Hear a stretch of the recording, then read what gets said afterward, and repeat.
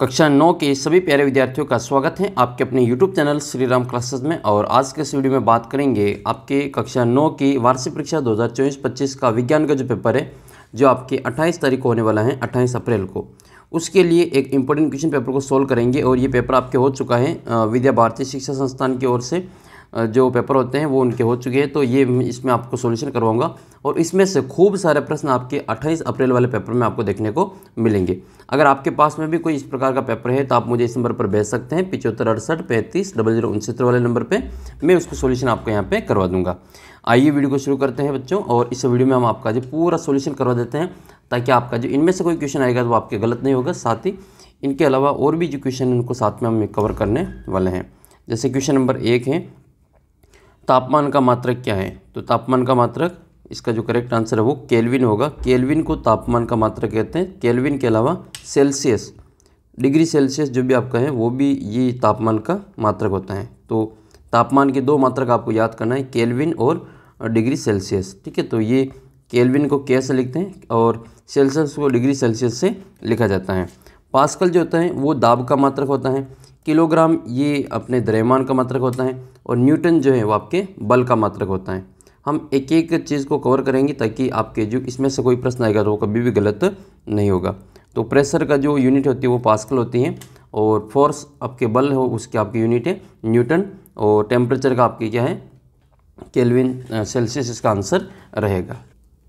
इस पूरे पेपर की पीडीएफ आपको कक्षा 9 की टेस्ट सीरीज में आपको मिल जाएगी। इसके अलावा भी खूब पेपर आपको अपने ऐप के अंदर उपलब्ध है। कम से कम 40 से 45 पेपर की पीडीएफ आपको अपने ऐप के अंदर उपलब्ध है और वो पुराने पेपर आपके सभी जो आने वाले पेपर के लिए काफ़ी हेल्प करेंगे। अगर आप चाहते हैं ज्वाइन करना तो आप ऐप को डाउनलोड करके अपनी जो टेस्ट सीरीज है वो 99 में ज्वाइन कर सकते हैं और उसमें खूब सारे पुराने पेपर आपकी जो परीक्षा में मदद करेंगे। वहाँ पर आप टेस्ट वगैरह भी दे सकते हैं और टेस्ट आपके एक जो सभी इंपॉर्टेंट प्रश्नों का टेस्ट होगा आज। तो उसके लिए आपको क्या करना है, अपना जो व्हाट्सअप ग्रुप है उसको ज्वाइन कर लेना। व्हाट्सअप ग्रुप में उसका लिंक आपको मिल जाएगा। तो अपना जो ताप का मात्रक वो क्या हो जाएगा इसमें केल्विन या डिग्री सेल्सियस आप इसमें लिखेंगे। नेक्स्ट है आपका अगला प्रश्न है कि इनमें से कौन सा जो कमरे के ताप पर द्रव अवस्था में होता है, यानी कि जो रूम टेम्परेचर पर जो लिक्विड फॉर्म में होता है वो कौन सा जो इसमें तत्व हैं? तो तांबा, सोडियम, लोहा या फिर पारा। तो देखो इसका जो करेक्ट आंसर है वो आप सभी को पता है। ये तो कई बार मैंने आपको पूछा हुआ क्वेश्चन है। इसका जो करेक्ट आंसर आपको पारा करना है।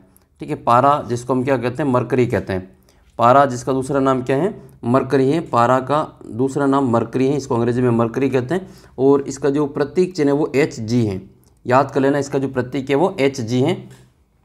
ये तत्व हैं जो द्रव अवस्था में होता है, ये धातु हैं। पारा जो है वो धातु होते हुए भी द्रव अवस्था में होता है। देखो तत्व की बात करें तो फिर आपको जो यहाँ पे ब्रोमीन दे देते, तो पारा की जगह हम फिर ब्रोमीन को करते हैं, यानी कि पारा ऑप्शन में नहीं होता, यहाँ पे ब्रोमीन होता। तो तत्व के रूप में आप जो ब्रोमीन को भी कर सकते हैं, क्योंकि ब्रोमीन भी एक ऐसा तत्व है जो कि द्रव अवस्था में पाया जाता है। लेकिन विशेष स्पेशल आपको नाम दे दें, मेटल के रूप में दे दें, धातु के रूप में तो आपको पारा करना है, और नॉन मेटल अधातु के रूप में दे दें तो वो फिर आपको ब्रोमीन करना है। जैसा क्वेश्चन पूछे वैसा जवाब देना है। तत्व देखिए आपको जो तो पारा की जगह पे ब्रोमीन दे दे तो ब्रोमीन भी उत्तर कर सकते हैं आप, क्योंकि ब्रोमीन भी एक ऐसा तत्व है जो लिक्विड फॉर्म में पाया जाता है, द्रव अवस्था में पाया जाता है। और धातु दे दे मेटल तो फिर आपको मरकरी करना है, और नॉन मेटल पूछे अधातु तो वो फिर आपको ब्रोमीन करना है। नेक्स्ट क्वेश्चन फिर आपका ये है, कैल्शियम तत्व का प्रतीक क्या है? तो कैल्शियम तत्व का जो प्रतीक है वो आपका Ca करना है। ठीक है, ये चारों ही सी वाले आपको याद कर लेना है, परीक्षा में पूछे जाएंगे। कैल्शियम का Ca होता है, देखो सी से शुरू होने वाले 4 प्रतीक तत्वों का नाम बताइए। तो सी से शुरू होने वाले कैल्शियम हो जाएगा, ये कार्बन हो जाएगा, ए वाला ऑप्शन आपके कार्बन है तो ये तो हो जाएगा आपके कार्बन। और ये कोबाल्ट हो जाएगा, कोबाल्ट जिसका आपको पता है ये कैंसर के उपचार में इसको काम में लिया जाता है। और ये कॉपर हो जाएगा, Cu यानी ये कॉपर है, तांबा है ये। ठीक है, तो ये आपका कॉपर का प्रतीक चिन्ह है। प्रतीक चिन्ह में याद रखना पहला अक्षर जो कैपिटल होता है और दूसरा अक्षर ये स्मॉल होता है, ये आपको अच्छे से याद रखना है। अगला प्रश्न है आपके, देखो नेक्स्ट अगला क्वेश्चन यही है जो मैंने भी ऊपर बोला, वही क्वेश्चन आपके अगला है कि कैंसर के उपचार में जो किस समस्थानिक का उपयोग किया जाता है? तो कैंसर के उपचार में कोबाल्ट का उपयोग किया जाता है। किसका उपयोग किया जाता है? कोबाल्ट का उपयोग किया जाता है। समस्थानिक क्या होता है? समस्थानिक जिनका जो परमाणु क्रमांक तो सेम होता है लेकिन परमाणु द्रव्यमान अलग अलग होता है। ठीक है, तो एटॉमिक जो नंबर है वो तो सेम है, एटॉमिक मास डिफरेंट होता है, उसको अपन समस्थानिक कहते हैं। तो इसमें आपकी जो कोबाल्ट है तो कोबाल्ट का उपयोग कैंसर के उपचार में किया जाता है। तो फिर ये आयोडीन कहाँ पे काम आता है? तो आयोडीन जो काम में आता है वो गेंगा रोग के उपचार में काम में लेते हैं। किसके रोग में? गेंगा रोग। गेंगा रोग क्या होता है? गेंगा आयोडीन की कमी से रोग होता है और ये गले से संबंधित है। गला सूज जाता है, लटक जाता है, फूल जाता है और इसके उपचार में गलगन कह दो या इसको गेंगा कह दो, ठीक है, ये एक ही नाम है। गलगन या गेंगा रोग एक ही नाम है। इसको हिंदी में, शुद्ध हिंदी में अवट्टू रोग कहते हैं।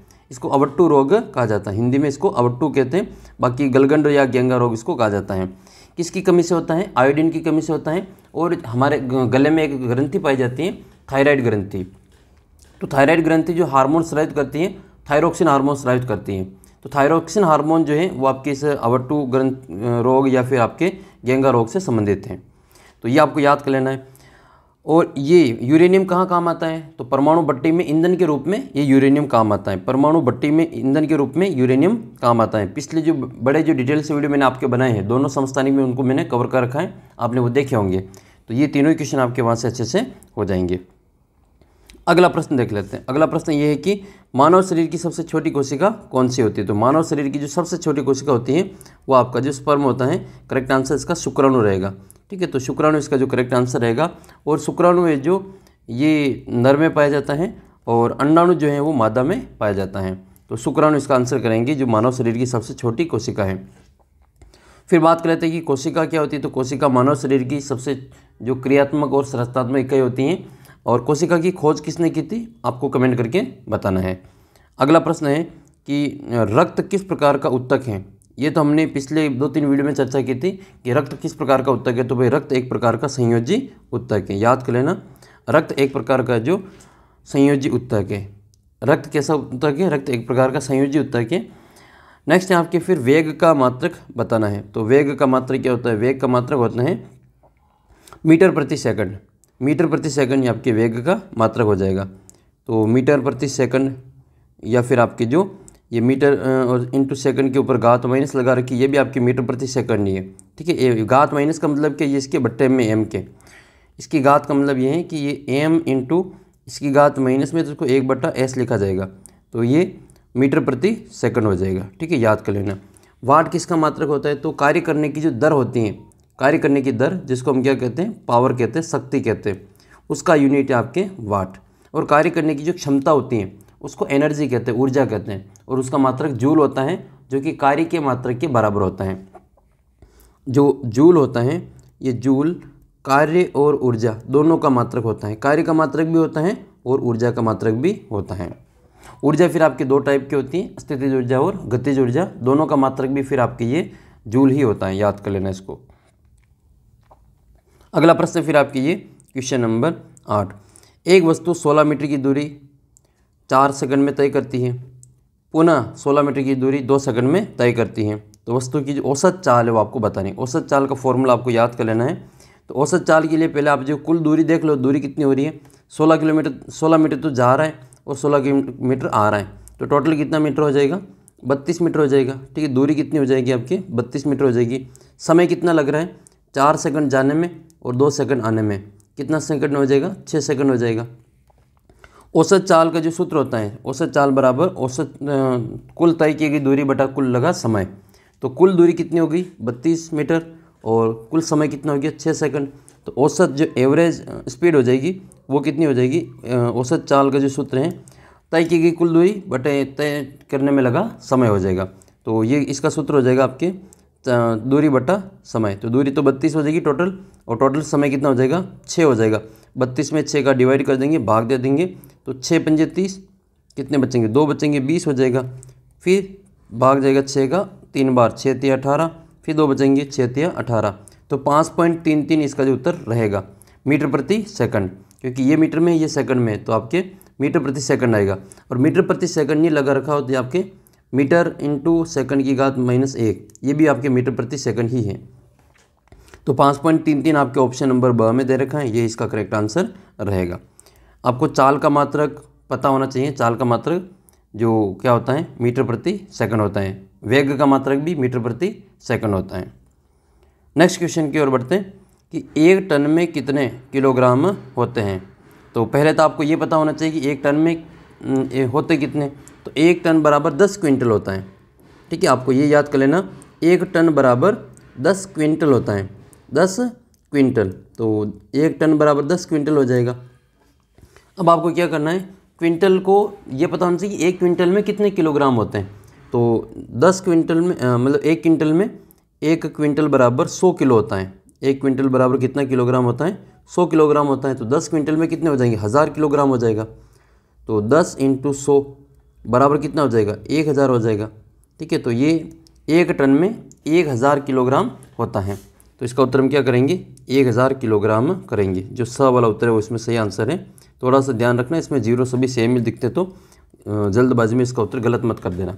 वापस समझो इसको, 1 टन में 10 क्विंटल होते हैं और 1 क्विंटल में 100 किलो होता है। 1 क्विंटल में 100 किलो होता है। 100 किलो की जो बोरी होती है वो 1 क्विंटल की होती हैं। और अब ऐसी 10 बोरियाँ पास पास में रखेंगे तो वो 1 टन के बराबर होता है। टन भी एक जो वज़न मतलब द्रव्यमान मापने की एक इकाई होती है। और याद कर लेना, किलोग्राम किसका मात्रक होता है, तो द्रव्यमान मास का मात्रक होता है। ठीक है, और भार का जो मात्रक होता है वो बल के मात्रक के बराबर होता है।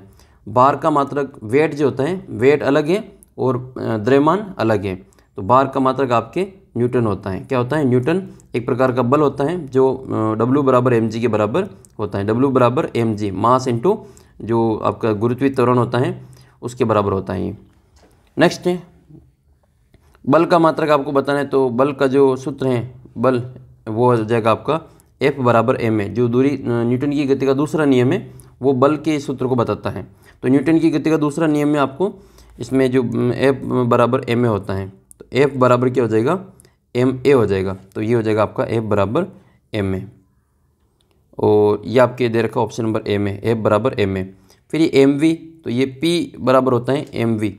तो ये हो जाएगा P बराबर mv। ये संवेग होता है जो द्रव्यमान और वेग वेलोसिटी के जो मास और वेलोसिटी के मल्टीपल के इक्वल होता है। तो ये भी आपको याद कर लेना है। ठीक है, तो अगला क्वेश्चन देखते हैं कि तरंग दैर्ध्य का ऐसा मात्रक क्या है। भाई तरंग दैर्ध्य जिसको हम लैम्बडा से लिखते हैं, तरंग दैर्ध्य को लैम्बडा से लिखा जाता है। तो इसका मतलब ये नहीं कि इसको लैम्बडा लिख कर लो, इसमें ये ऐसा ही यूनिट पूछा जा रहा है। तो ऐसा ही यूनिट तो इसकी मीटर है। क्या है इसकी तरंग दैर्ध्य जो होती है, इसकी जो ऐसा मात्रक जो होता है वो आपका मीटर होता है। लिखते ज़रूर इसको लैम्बडा से हैं, लेकिन ये ऐसा नहीं पूछा कि किसको किससे प्रदर्शित किया जाता है। ये पूछ रहा है कि इसका मात्रक क्या है। तो फिर इसमें क्या करेंगे, हम मीटर करेंगे। ये हर्ट्ज किसका मात्रक है, तो ये जो आवृत्ति होती है फ्रीक्वेंसी उसका मात्रक होता है। तो हर्ट्ज जो है आपके आवृत्ति का मात्रक होता है। याद कर लेना, आवृत्ति का मात्रक। सेकंड जो होता है वो आवर्तकाल का मात्रक है। टाइम पीरियड का जो मात्रक होता है वो आवर्तकाल, उसका जो मात्रक है वो क्या हो जाएगा, आपके सेकंड हो जाएगा। और इस आवृत्ति को जो दर्शाया जाता है वो न्यू से दर्शाया जाता है। एक ग्रीक अक्षर है, ये वी के जैसा होता है, इसको न्यू कहते हैं। क्या कहते हैं, इसको न्यू कहा जाता है। लैम्बडा इससे जो इसे तरंग दैर्ध्य को कहते हैं और ये उल्टा वाई होता है और इससे हम तरंग दैर्ध्य को दर्शाते हैं। नेक्स्ट क्वेश्चन की ओर बढ़ते हैं। अच्छा, इसमें एक और छूट गया हमारा प्रबलता। तो ध्वनि की जो प्रबलता है उसका मात्रक डेसिबल होता है। ध्वनि की प्रबलता का मात्रक डेसिबल होता है। और प्रबलता है जो आपको आवर्त इस पर आयाम पे निर्भर करती हैं और आवृत्ति जो ये तारत्व पर निर्भर करता है। तारत्व जो आवृत्ति पर निर्भर करता है। नेक्स्ट क्वेश्चन आपके हैं कि मृदा से प्राप्त होने वाला जो पोषक तत्व कौन सा है। तो देखो इसमें से कौन सा ऐसा है जो मृदा से प्राप्त होता है। तो देखो इसमें जो हाइड्रोजन और ऑक्सीजन है ये तो पौधे को जो H2O से प्राप्त होता है, जल से प्राप्त होता है। फिर कार्बन जो है वो वायु से प्राप्त होता है। तो नाइट्रोजन इसका उत्तर कहेंगे। नाइट्रोजन जो होता है वो नाइट्रोजनी जो पौधे होते हैं, जैसे दलहनी पौधे होते हैं, इनको लेग्यूम्स पौधे होते हैं जिनकी जड़ें गांठेदार होती हैं, वो इनको जो नाइट्रोजन इनको कहाँ से प्राप्त होता है, मृदा से प्राप्त होता है। फिर आपके अगला प्रश्न है कि दो विभिन्न पदार्थ कणों का स्वतः मिलना क्या कहलाता है। तो उसको विसरण कहते हैं, डिफ्यूजन कहा जाता है उसको। क्या कहते हैं, डिफ्यूजन, विसरण कहा जाता है। तो हम इसमें क्या बढ़ना, आपको विसरण बढ़ना है। और विसरण के कारण तो आपने देखा होगा कि दो जो कण है वो आपस में मिल जाते हैं।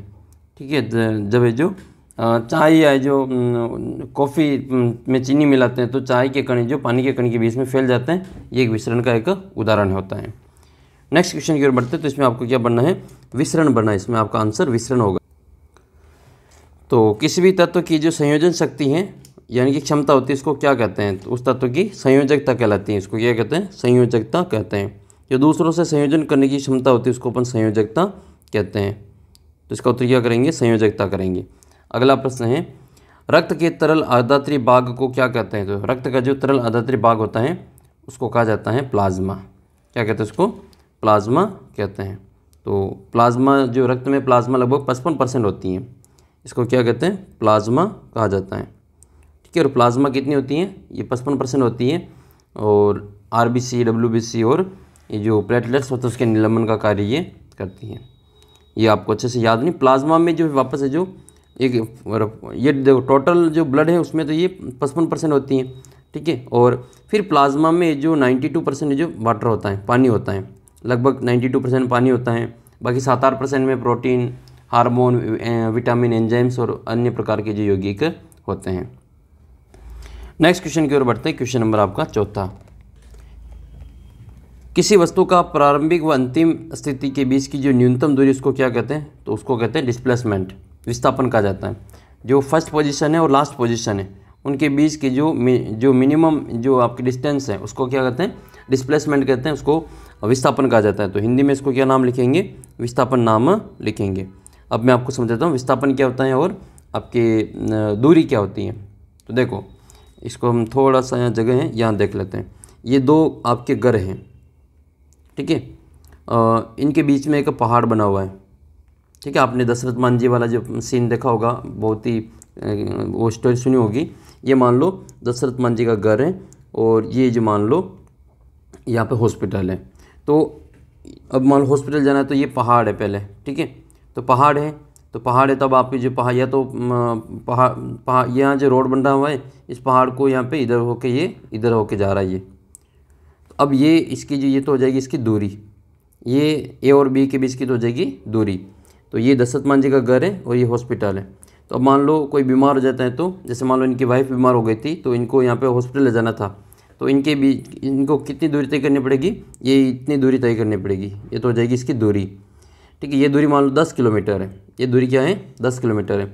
जबकि ए और बी के बीच की सीधी दूरी, मान लो पहाड़ को काट के रास्ता बना दें, ठीक है, वो तो फिर बनाइए दशरथ मान जी ने, आपने सुना होगा कहानी इनकी। अगर आपने नहीं सुनी है दशरथ मान जी की कहानी तो अभी जो ये वीडियो समाप्त करके फिर आप जो दशरथ मान जी की जो स्टोरी है वो ज़रूर सुनना। काफ़ी जो मोटिवेशनल स्टोरी है और आपको जो पढ़ने के लिए मजबूर कर देगी कि किस प्रकार से जो एक व्यक्ति ठान लेता है जब तक तोड़ेंगे नहीं, जब तक छोड़ेंगे नहीं, ठीक है, तब जब तक तोड़ेंगे नहीं तब तक छोड़ेंगे नहीं। उनका फेमस डायलॉग है दशरथ मान जी का कि जब तक तोड़ेंगे नहीं तब तक छोड़ेंगे नहीं। तो ये वाला जो डायलॉग है दशरथ मान जी का, वो ये कि यहाँ से यहाँ तक की दूरी 10 किलोमीटर है, जबकि ए और बी का जो सीधा जो डिस्टेंस है वो आपके 2 किलोमीटर ही मान लेते हैं। तो ये दो चीज़ हो गई अब आपके सामने, एक 10 किलोमीटर है और ये आपके 2 किलोमीटर है। तो ये प्रारंभिक स्थिति है, ये अंतिम स्थिति है। तो इसके बीच की जो न्यूनतम दूरी है ये इसको विस्थापन कहा जाता है। इसको क्या कहते हैं? विस्थापन कहते हैं। तो विस्थापन तो 2 किलोमीटर हो जाएगा और इसकी जो दूरी है वो कितनी हो जाएगी? इसकी जो दूरी है वो आपके 10 किलोमीटर हो जाएगी। तो दोनों अलग अलग चीज़ है, विस्थापन अलग होता है और दूरी अलग होती है। याद कर लेना इसको अच्छे से। तो बहुत ही अच्छा क्वेश्चन है ये। और आप में से किस किस ने जो दशरथ मान जी वाली जो स्टोरी सुनी हुई है, बहुत इंस्पायरिंग स्टोरी है, वो आपने सुनी होगी, कमेंट करके बताना मुझे किस किस बच्चे ने जो दशरथ मान जी का नाम सुना है और उनकी स्टोरी सुनी हुई है। अगर नहीं सुनी है तो गूगल पे सर्च करना दशरथ मान जी और उनकी स्टोरी ज़रूर पढ़ना आप, जो आपको काफ़ी जो इंस्पायर करेगी और काफ़ी आपको मोटिवेट करेगी।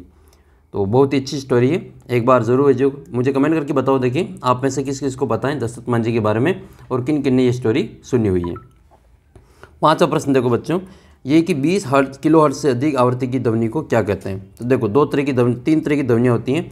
एक तो होती है 20 हर्ट्ज से कम की ध्वनि, ठीक है, 20 हर्ट्ज से कम की ध्वनि जिसकी जो आवृत्ति होती है वो 20 हर्ट्ज से कम होती हैं। तो वो ध्वनि क्या कहलाती है? उसको अपन अवश्रव्य ध्वनि कहते हैं। क्या कहते हैं इसको? अवश्रव्य ध्वनि कहते हैं। इंफ्रावेव कहते हैं इसको, अवश्रव्य ध्वनि। तो ये तो हो जाएगी अवश्रव्य। और जो ध्वनि 20 हर्ट्ज से लगा करके 20,000 हर्ट्ज, 20,000 हर्ट्ज के दो या 20 किलो हर्ट्ज के दो 20K, ठीक है, 20K हर्ट्ज। तो ये जो ध्वनि होती है इसको हमारे कान सुन सकते हैं। इन मानव कान की जो श्रव्यता है परास से वो इतनी होती है, हमारे कान इतनी ध्वनि तक की आवृत्ति वो उनको सुन सकते हैं। और एक ध्वनि होती है जिसकी आवृत्ति 20 किलो हर्ट्ज या फिर 20,000 हर्ट्ज से अधिक होती है। तो इसको अपन क्या कहते हैं? इसको पराश्रव्य ध्वनि कहते हैं। पराश्रव्य ध्वनि, इसका उपयोग अल्ट्रासोनोग्राफी वगैरह जो मशीनें होती हैं, ECG वगैरह होती है, उसमें काम में लिया जाता है। ठीक है। तो ये अल्ट्रासोनोग्राफी में ये ध्वनि काम में लेते हैं, याद कर लेना। और ये अवश्रव्य कहाँ होती है, तो ये अवश्रव्य जो मछली, ये व्हेल मछली है, हाथी हैं, ये इनको सुन सकते हैं। तो ये नाम आपको याद कर लेना। इसको क्या कहते हैं, इसको जिसकी आवृत्ति है जो 20 किलोहर्ट्ज़ से अधिक होती है, इसको पराश्रव्य ध्वनि कहते हैं। क्या कहते हैं इसको, पराश्रव्य ध्वनि कहते हैं। इसका उत्तर क्या करेंगे, पराश्रव्य ध्वनि करेंगे। उम्मीद कर रहा हूँ कि आपको थोड़ा बहुत मैं जो समझा रहा हूँ वो आपको अच्छी प्रकार से समझ में आ रहा होगा। फिर आपके नेक्स्ट चैप्टर है कि भारत में 1952 से 2010 तक की जो कृषि भूमि है उसमें कितना % की वृद्धि हुई। ये लास्ट वाला जो चैप्टर है आपका, वहाँ से ये प्रश्न पूछा हुआ है। तो ये यहाँ से मिल जाएगा आपका, ये खाद्य संसाधनों में सुधार वाला, कि भारत में जो सन 1952 से 2010 तक की कृषि भूमि में 25% की वृद्धि हुई है, जबकि अन्न की पैदावार में 4 गुनी वृद्धि हुई है। ठीक है। तो ये कृषि भूमि में 25% की वृद्धि हुई है और अन्न की जो पैदावार इसमें 4 गुना वृद्धि हुई है। तो ये थोड़ा सा आपको याद रखना है। इसके अलावा इस चैप्टर में आपको दे रखा है खरीफ की फसल। तो खरीफ की फसल क्या होती है, थोड़ा हम देख लेते हैं कि वह ऐसी फसल जिन्हें हम वर्षा ऋतु में उगाते हैं उनको खरीफ की फसल कहते हैं। जो जून से अक्टूबर मास तक होती हैं, कुछ फसलें जो शीत ऋतु में उगाई जाती हैं। ठीक है। यानी कि जो जून से अक्टूबर महीने तक होती है उसको खरीफ की फसल कहते हैं। और कुछ फसलें ऐसी होती है जो सर्दी की ऋतु में उगाई जाती हैं, जो नवंबर से अप्रैल महीने तक होती हैं। इन फसलों को रबी की फसल कहा जाता है। तो खरीफ की फसल कौन कौन सी हो जाएगी, धान, सोयाबीन, अरहर, मक्का, मूंग, उड़द, ये सभी आपके खरीफ की फसलें हैं। याद कर लेना बच्चों, यहीं से क्वेश्चन आपका बनेगा, ये फिक्स प्रश्न बनेगा यहाँ से, इसको अच्छे से याद कर लेना। फिर आपकी रबी की फसल कौन कौन सी है, तो गेहूँ है, चना है, मटर हैं, सरसों हैं और अलसी हैं। तो गेहूँ, चना, मटर, सरसों, अलसी, ये सभी आपके जो रबी की फसल के उदाहरण हैं। फिर आपको कुछ नाम यहाँ याद कर लेना ये कि यहाँ पर जो अनाज, दाल, फल, सब्जियों से हमें क्या क्या प्राप्त होता है। ये क्वेश्चन है कि अनाज, दाल, फल, सब्जियों से हमें क्या क्या प्राप्त होता है। तो भाई अनाज से हमें क्या मिलता है, अनाज में क्या क्या आता है, अनाज में गेहूँ आता है, चावल आता है, मक्का आता है, बाजरा आता है और जवार आता है। और इससे हमारे शरीर को क्या मिलता है, कार्बोहाइड्रेट मिलता है।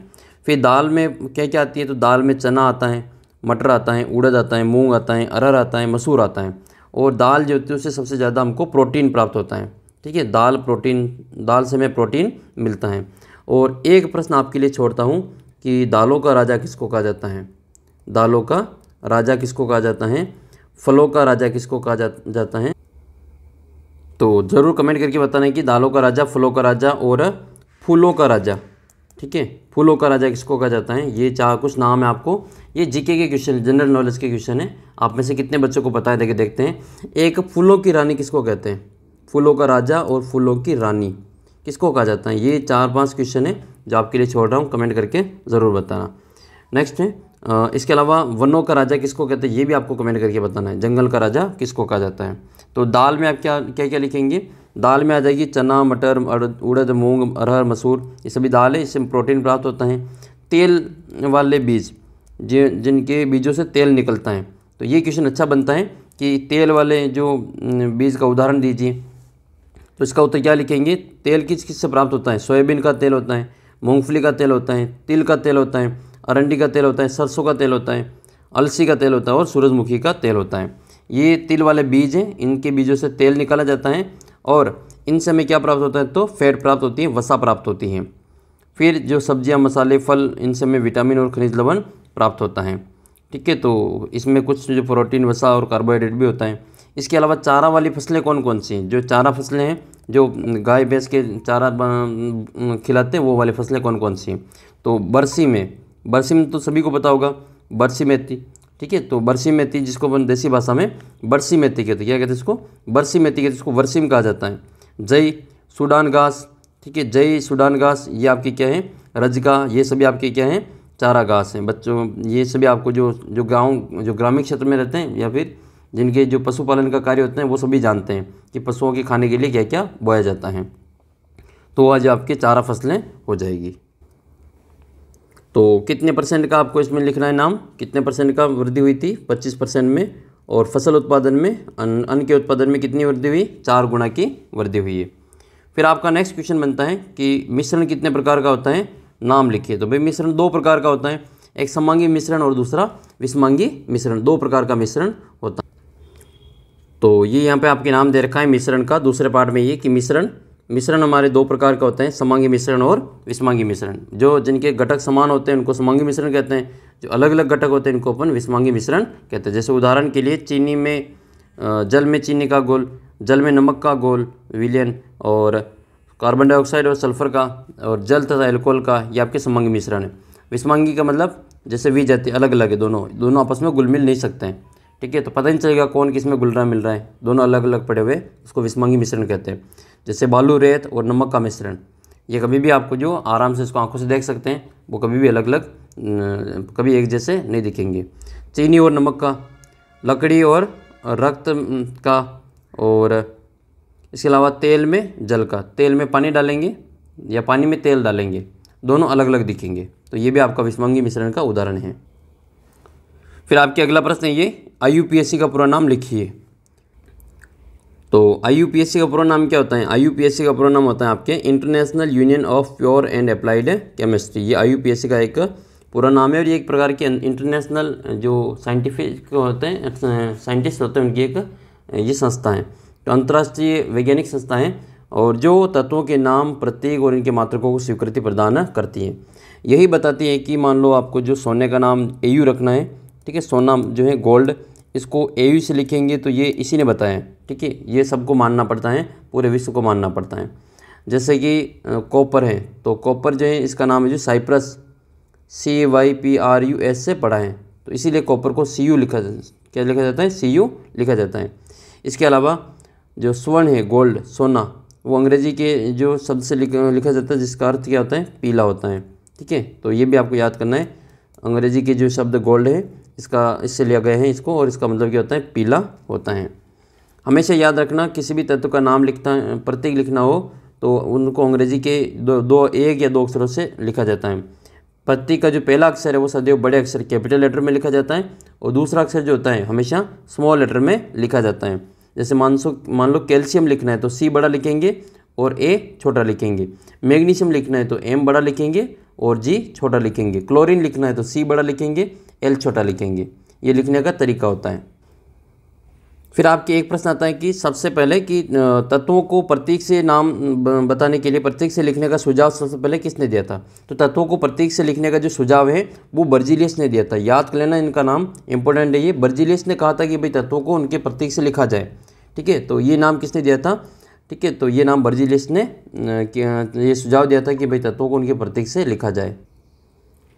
और एक आपको ये चीज़ याद कर लेनी है कि 1 मीटर में कितने नैनोमीटर होते हैं? तो 1 मीटर में 10⁹ 1 मीटर में 10⁹ नैनोमीटर होता है, ठीक है। ये आपके जो एक माप होता है, और परमाणु की त्रिज्या को नैनोमीटर में मापा जाता है। कम अच्छे से याद कर लेना इसको, परमाणु की त्रिज्या को नैनोमीटर में मापा जाता है। तो याद कर लेना, परमाणु त्रिज्या नैनोमीटर में मापी जाती है, और 1 नैनोमीटर बराबर 10⁹ नैनोमीटर होता है, या फिर 10⁻⁻9 मीटर बराबर 1 नैनोमीटर होता है। तो दोनों ही आपको अच्छे से याद कर लेना है।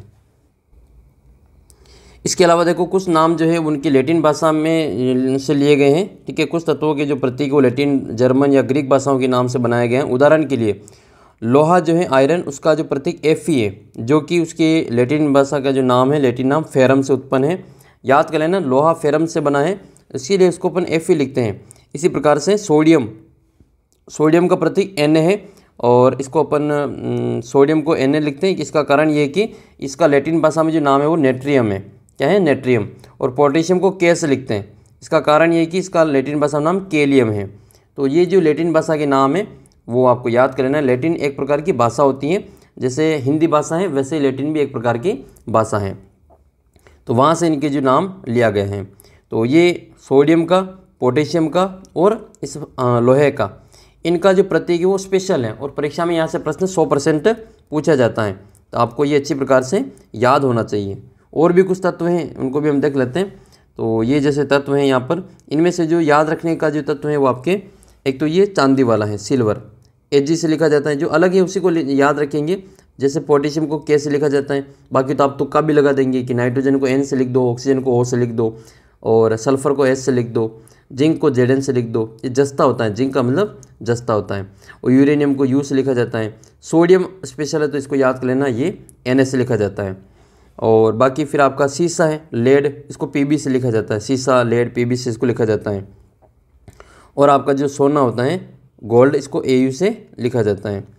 और इसमें जो अलग आपका आता है वो ये सी वाला आता है कि सी से शुरू होने वाले 4 तत्वों के नाम लिखिए, 4 तत्वों का प्रतीक सहित नाम लिखिए। तो कैल्शियम लिख लेना Ca, कार्बन का C लिख लेना, क्लोरीन का Cl लिख लेना और कोबाल्ट का CO लिख लेना और कॉपर का एक और लिख लेना Cu। ये 5 तत्व दे रखे, इनमें से कोई से भी आपके 4 पूछे तो 4 लिख लेना, 3 पूछे तो 3 लिख लेना। एक बार ऐसा प्रश्न बना था पहले कि सी से शुरू होने वाले कोई 3 तत्वों के प्रतीक चिन्ह सहित नाम लिखिए, तो फिर आपको ये नाम लिख लेना है। और ये ब्रोमीन है, ये ब्रोमीन आपको याद कर लेना, ये अधातु होती है और ये लिक्विड फॉर्म में पाई जाती हैं। एक आपको मरकरी का नाम याद कर ही लेना है, मरकरी जिसको अपन पारा कहते हैं, है ना। पारा बहुत चढ़ जाता है लोगों को, जब गुस्सा आता है तो उनका पारा चढ़ जाता है, मतलब वो गर्म हो जाता है, तो वो पारा चढ़ने का मतलब वो उनको गुस्सा आ रहा है, तो इसको अपन Hg से लिखते हैं। अगला प्रश्न आपका कि स्टोमेटा किसे कहते हैं, स्टोमेटा किसको कहा जाता है। तो आइए स्टोमेटा की परिभाषा भी देख लेते हैं। पत्तियों की एपिडर्मिस में पाए जाने वाला जो छिद्र होता है, पत्तियों के ऊपर आपने देखा होगा छोटे छोटे छिद्र होते हैं जिसके माध्यम से गैसों का आदान प्रदान होता है, वाष्पोत्सर्जन होता है, तो उन्हीं छोटे छोटे छिद्रों को क्या कहते हैं, स्टोमेटा कहा जाता है। तो इसकी परिभाषा आपको याद कर लेनी है। पत्तियों के ऊपर जो छोटे छोटे छिद्र पाए जाते हैं उनको क्या कहते हैं, स्टोमेटा कहा जाता है। और रक्त का जो आधात्री भाग इसको क्या कहते हैं, प्लाज्मा कहते हैं। और प्लाज्मा जो होती हैं वो 55% होती हैं। प्लाज्मा, टोटल ब्लड 100% है, ठीक है, इसमें से जो 55% है वो प्लाज्मा हो जाएगी, ये क्या हो जाएगी आपकी प्लाज्मा हो जाएगी। और बाकी में जो आपके ये रक्त कणिकाएँ होती हैं जैसे RBC हैं, WBC हैं, प्लेटलेट्स हैं, ये आपके होती हैं। और ये जो प्लाज्मा है इसमें भी फिर वापस आपके जो 92% पानी होता है, ठीक है, ये भी आपको अच्छे से याद करना है। टोटल ब्लड में आपके 55 प्लाज्मा होती है और प्लाज्मा का जो 92% है वो पानी का बना होता है, ये तरल होता है ये। फिर आपके अगला प्रश्न है कि भाई त्वरण किसे कहते हैं, त्वरण की परिभाषा लिखनी है। और एक समान चाल से गतिमान किसी वस्तु की दूरी समय का ग्राफ बनाना है। तो दोनों प्रश्नों के उत्तर देखते हैं। तो ग्राफ तो आप ये खींच लेना, जब वस्तु जो एक समान चाल से या एक समान वेग से गतिमान हो तो एक तरफ दूरी ले लेना, एक तरफ जो समय ले लेना, और दोनों में एक जैसी जो स्पीड से आपको इसको कर लेना है। जैसे ये दोनों समान वेग, ये जो आपके समान वेग से गतिमान है, ठीक है, दूरी बटा समय ये सेम ही रहेगा आपका। तो ये आपका जो ग्राफ इसमें खींच लेना है। इसके अलावा आपको इसमें जो त्वरण की परिभाषा पूछी जा रही है तो हम त्वरण की भी परिभाषा हम यहाँ पे देख लेते हैं। तो ये है आपके त्वरण की परिभाषा। त्वरण क्या होता है, एक्सेलरेशन क्या होता है कि किसी वस्तु के वेग में परिवर्तन की दर को त्वरण कहते हैं। वस्तु का वेग है, उसके वेग में परिवर्तन की जो दर होती है उसको क्या कहते हैं, त्वरण कहा जाता है। तो त्वरण बराबर आपके हो जाएगा वस्तु का वेग में परिवर्तन और बटे में आपका समय हो जाएगा। तो ये प्रारंभिक वेग, अंतिम वेग माइनस प्रारंभिक वेग बटे में जो समय आएगा वो आपके एक्सेलरेशन A के बराबर आता है। तो ये आपको याद कर लेना है फॉर्मूला, A बराबर V माइनस यू बटे में T। V इसका जो लास्ट वेग है और U इसका प्रारंभिक वेग है और T इसका समय है।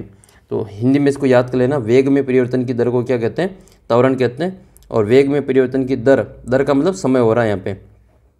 तो इसका जो मात्रक है वो भी आपको याद कर लेना है। त्वरण का जो मात्रक है वो मीटर प्रति सेकंड स्क्वायर होता है, ठीक है। देखो वेग का मात्रक क्या हो जाएगा, वेग का आ जाएगा आपके मीटर प्रति सेकंड। अब इसमें परिवर्तन की दर है तो इसमें वापस एक और सेकंड आ जाएगा, इसलिए ये नीचे ये सेकंड और सेकंड ये आपके 2 स्क्वायर हो जाएंगे, ठीक है। इसको हम सही लिखेंगे तो ये सेकंड वाला इसके नीचे आ जाता है यहाँ पे, तो मीटर प्रति सेकंड स्क्वायर हो जाता है। इसलिए इसका जो फॉर्मूला है वो त्वरण का वो आपके मीटर प्रति सेकंड स्क्वायर याद रखना है, ठीक है। ये मीटर प्रति सेकंड स्क्वायर ऐसे लिखो, या मीटर का ये बीच में स्लेश खींच के इस प्रकार से लिखो, ये दोनों एक ही है। ये मीटर प्रति सेकंड स्क्वायर है, ये भी मीटर प्रति सेकंड स्क्वायर है, दोनों सेम है। फिर आपके अगला प्रश्न है कि गुरुत्वाकर्षण का जो सार्वत्रिक नियम है वो लिखना है। और एक वस्तु का भार पृथ्वी की सतह पर मापने पर 20 न्यूटन आता है, तो उसका भार है जो चंद्रमा की सतह पर मापने पर कितना होगा।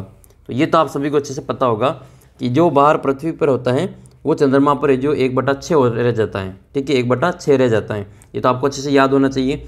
और द्रव्यमान सब जगह पे सेम होता है, मास सब जगह पे सेम होता है। द्रव्यमान आप चाहे पृथ्वी पर बैठे हो या फिर अंतरिक्ष में बैठे हो या चंद्रमा पर बैठे हो, आपका द्रव्यमान तो सेम ही रहेगा।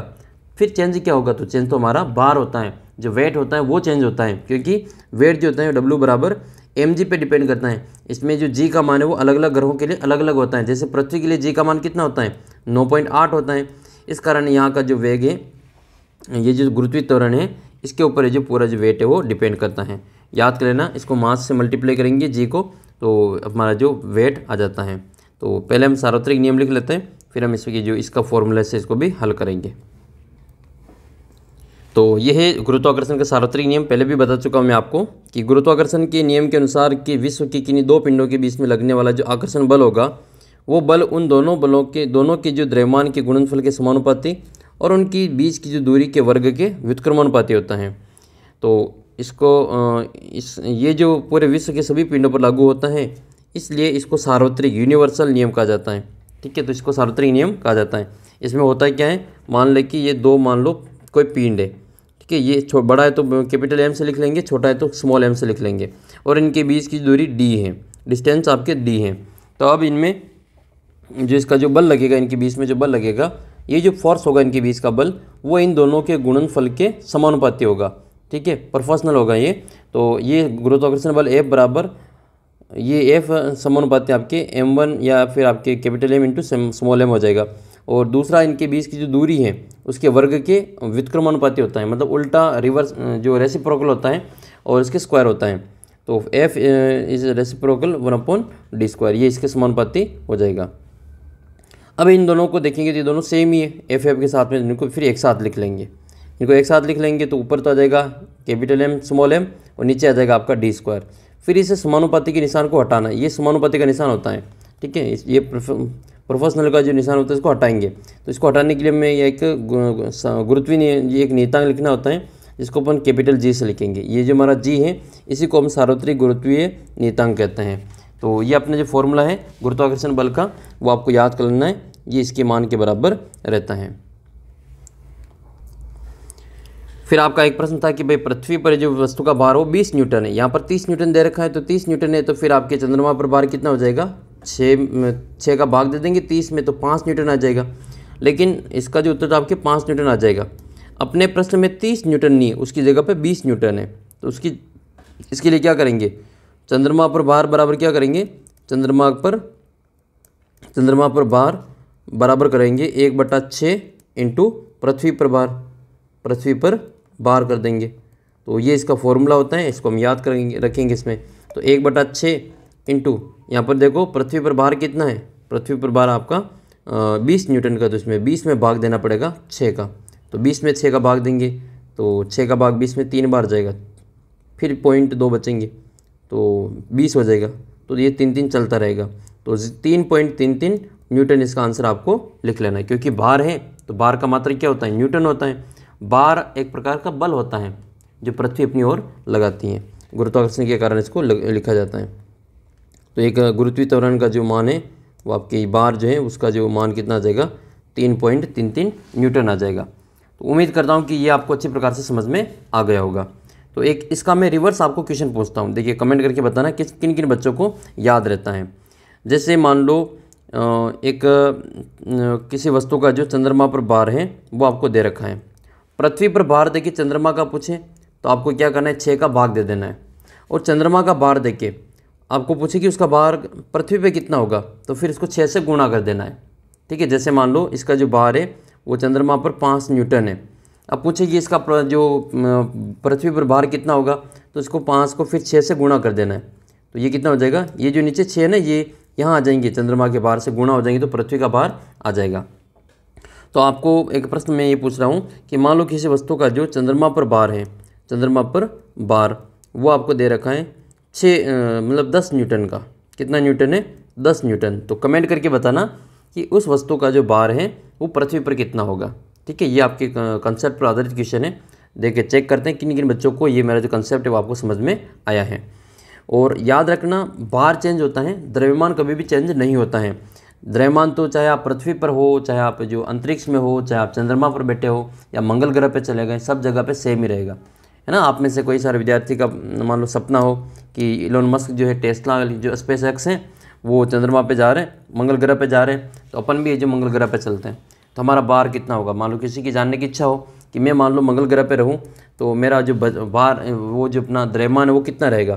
तो भाई द्रव्यमान तो है वो आपके वही रहेगा जो यहाँ पृथ्वी पर है। चेंज होगा तो आपका भार होगा, वेट चेंज होगा।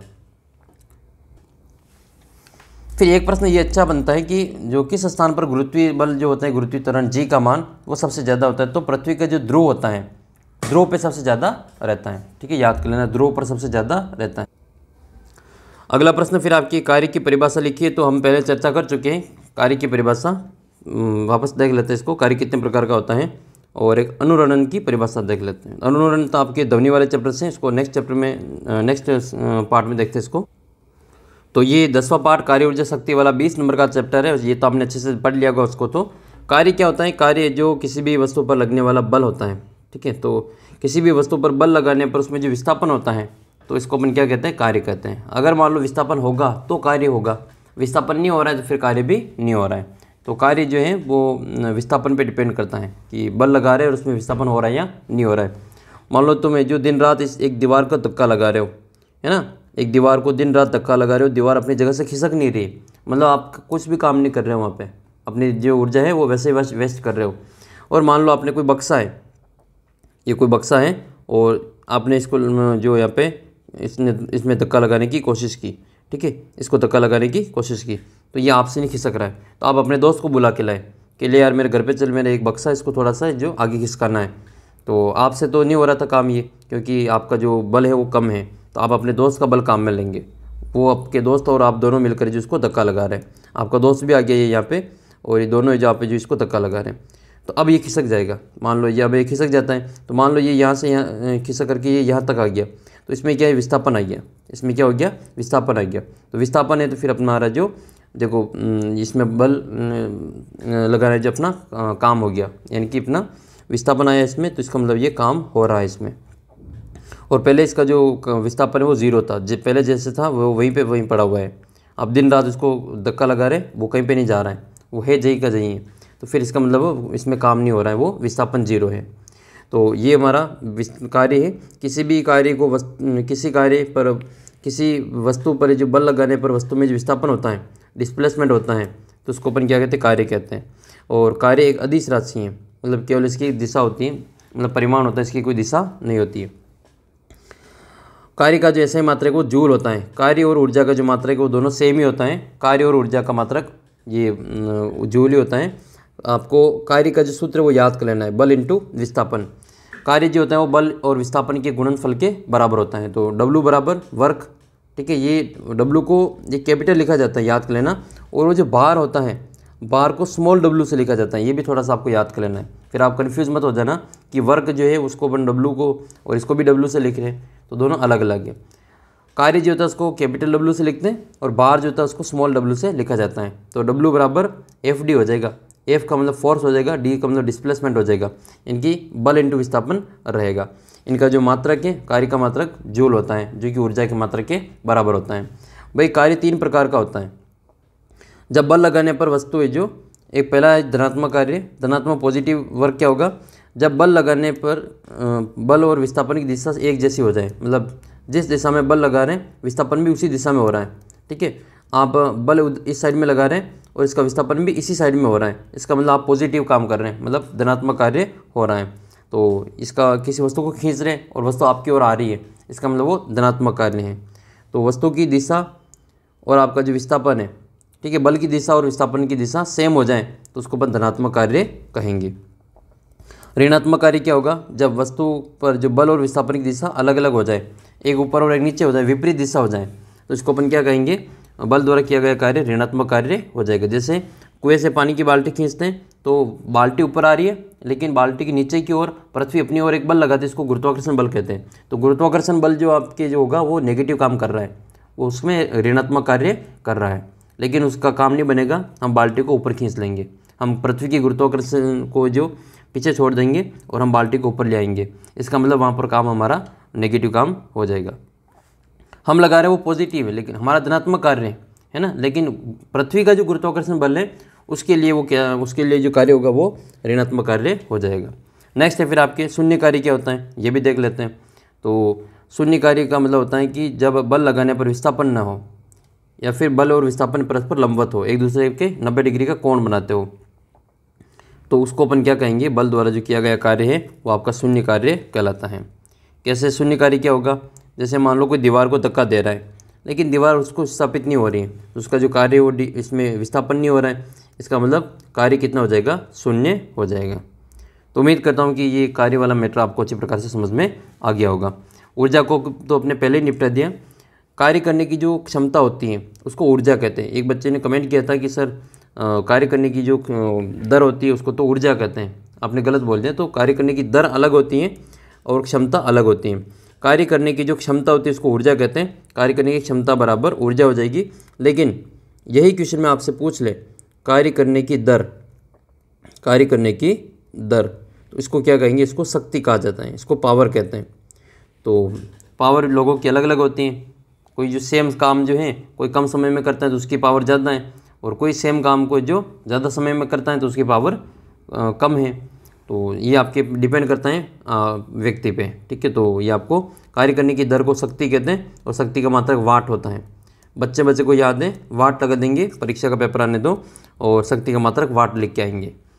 फिर आपके कार्य का मात्रक तो पता ही है, जूल है, तो ऊर्जा का मात्रक भी जूल ही होता है। तो ऊर्जा का मात्रक और कार्य का मात्रक एक ही होता है।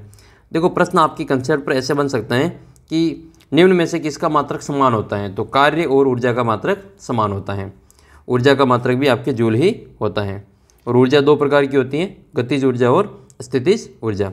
गतिज ऊर्जा नाम से पता चल रहा है, किसी वस्तु की गति के कारण उसमें निहित ऊर्जा होती है, उसको गतिज ऊर्जा कहते हैं। और वस्तु की स्थिति के कारण जो उत्पन्न ऊर्जा होती है उसको स्थितिज ऊर्जा कहते हैं। इसको पोटेंशियल एनर्जी कहते हैं, और इसको गतिज ऊर्जा को काइनेटिक एनर्जी कहा जाता है। फिर आपका नेक्स्ट क्वेश्चन है ये अनुरणन वाला, और हृदय तथा फेफड़ों में उत्पन्न होने वाली ध्वनि को सुनने के लिए किस यंत्र का उपयोग किया जाता है। आपने देखा होगा डॉक्टर साहब के गले में एक यंत्र पड़ा रहता है, ठीक है। एक यंत्र देखा होगा जो दोनों तो अपने कान में लगाता है डॉक्टर साहब, और डॉक्टर साहब का जो दूसरा उस उपकरण का जो सिरा होता है वो कुछ इस प्रकार की जो मशीन होती है, जिसके ऊपर ये दो इसमें जो स्पीकर ये लगे होते हैं, और डॉक्टर साहब ये दोनों अपने कान में लगाएंगे, और ये वाला जो हिस्सा है वो अपने हार्ट के ऊपर, यानी हमने सीने के ऊपर लगाते हैं, और वो अपने हार्ट बीट जो होती है उसको चेक करते हैं, या हृदय की जो धड़कन होती है उसको मापने का, उसको सुनने का कोशिश करते हैं। कि देखते हैं कि ये एग्ज़ाम देने जा रहा है, तो इसकी जो एग्ज़ाम देने जा रहा है तो भाई इसका जो हार्ट बीट है वो कितना है। हार्ट बीट आपको जब आपको पता होगा कि जब आपको पेपर देने की बारी आती है ना, मान लो आपका जो पेपर है वो 11:30 पे है, और आपको जो बैठा दिया यहाँ पे 11:15 पे, 11:15 पे बिठा दिया, तो आप महसूस करते हैं कि 11:15 से 11:30 के बीच में जो आपकी हार्ट रेट होती है वो पता नहीं कितनी हो जाती है। 72 तो नॉर्मल होती है, लेकिन आपकी तो वो हार्ट बीट है कई बच्चों की जो जिनको डर भी लगता है, और डर लगना भी चाहिए। डर उन बच्चों को लगता है जो तैयारी करते हैं, है ना, जो तैयारी करते हैं उन बच्चों को फिर पेपर का जो डर भी रहता है थोड़ा बहुत, कि मैंने जो तैयारी की वो हमारे पेपर में आएगा कि नहीं आएगा, मैंने जो याद की है वो मैं वहाँ पे लिख पाऊँगा नहीं लिख पाऊँगा, या फिर डर ये भी लगता है कि मेरे कहीं क्वेश्चन न छूट जाए, है ना। ऐसा आपने इंग्लिश में भी महसूस किया होगा, और अधिकतर ये बच्चों के साथ में होता है। उनकी जो डर के कारण भी उनकी जो हार्ट बीट है वो चेंज हो जाती है ना, वो 72 से 80 90 तक चली जाती हैं, कभी कभी तो वो 100 पार कर जाते हैं। पता नहीं चल रहा है क्या हो रहा है, पेपर दे रहे हैं तो पता नहीं चल रहा है कि हमें, तो फिर जो पड़ोसी जो पानी पिलाते हैं, ले उठ पानी पिले, तो कई बच्चों के साथ में ऐसा हो जाता है। तो लेकिन आपको इतनी टेंशन नहीं लेनी है, जो आपने पढ़ा है अगर ईमानदारी से आपने मेहनत की है तो फिर उसके अनुसार आपका जो रिज़ल्ट है वो आपको देखने को मिलेगा। और ये चीज़ फिक्स है, जो बच्चा मेहनत करता है ईमानदारी से, वो उसका जो मेहनत है वो परीक्षा में उसका जो फल है वो ज़रूर मिलता है। साल भर जिन बच्चों ने मेहनत की है उनको ज़रूर फ़ायदा इसमें मिलता है। ऐसा नहीं कि जो परीक्षा के एक दिन पहले पढ़ रहा है, किताब उठा रहा है वो, और जो साल भर पढ़ रहा है वो उनका जो रिज़ल्ट है वो सेम ही रहेगा, ऐसा कभी भी नहीं होता है। तो ये एक दिन पहले पढ़ करके भी वो उतना ही पढ़ पाता है जितना ही वो केवल पास हो जाए।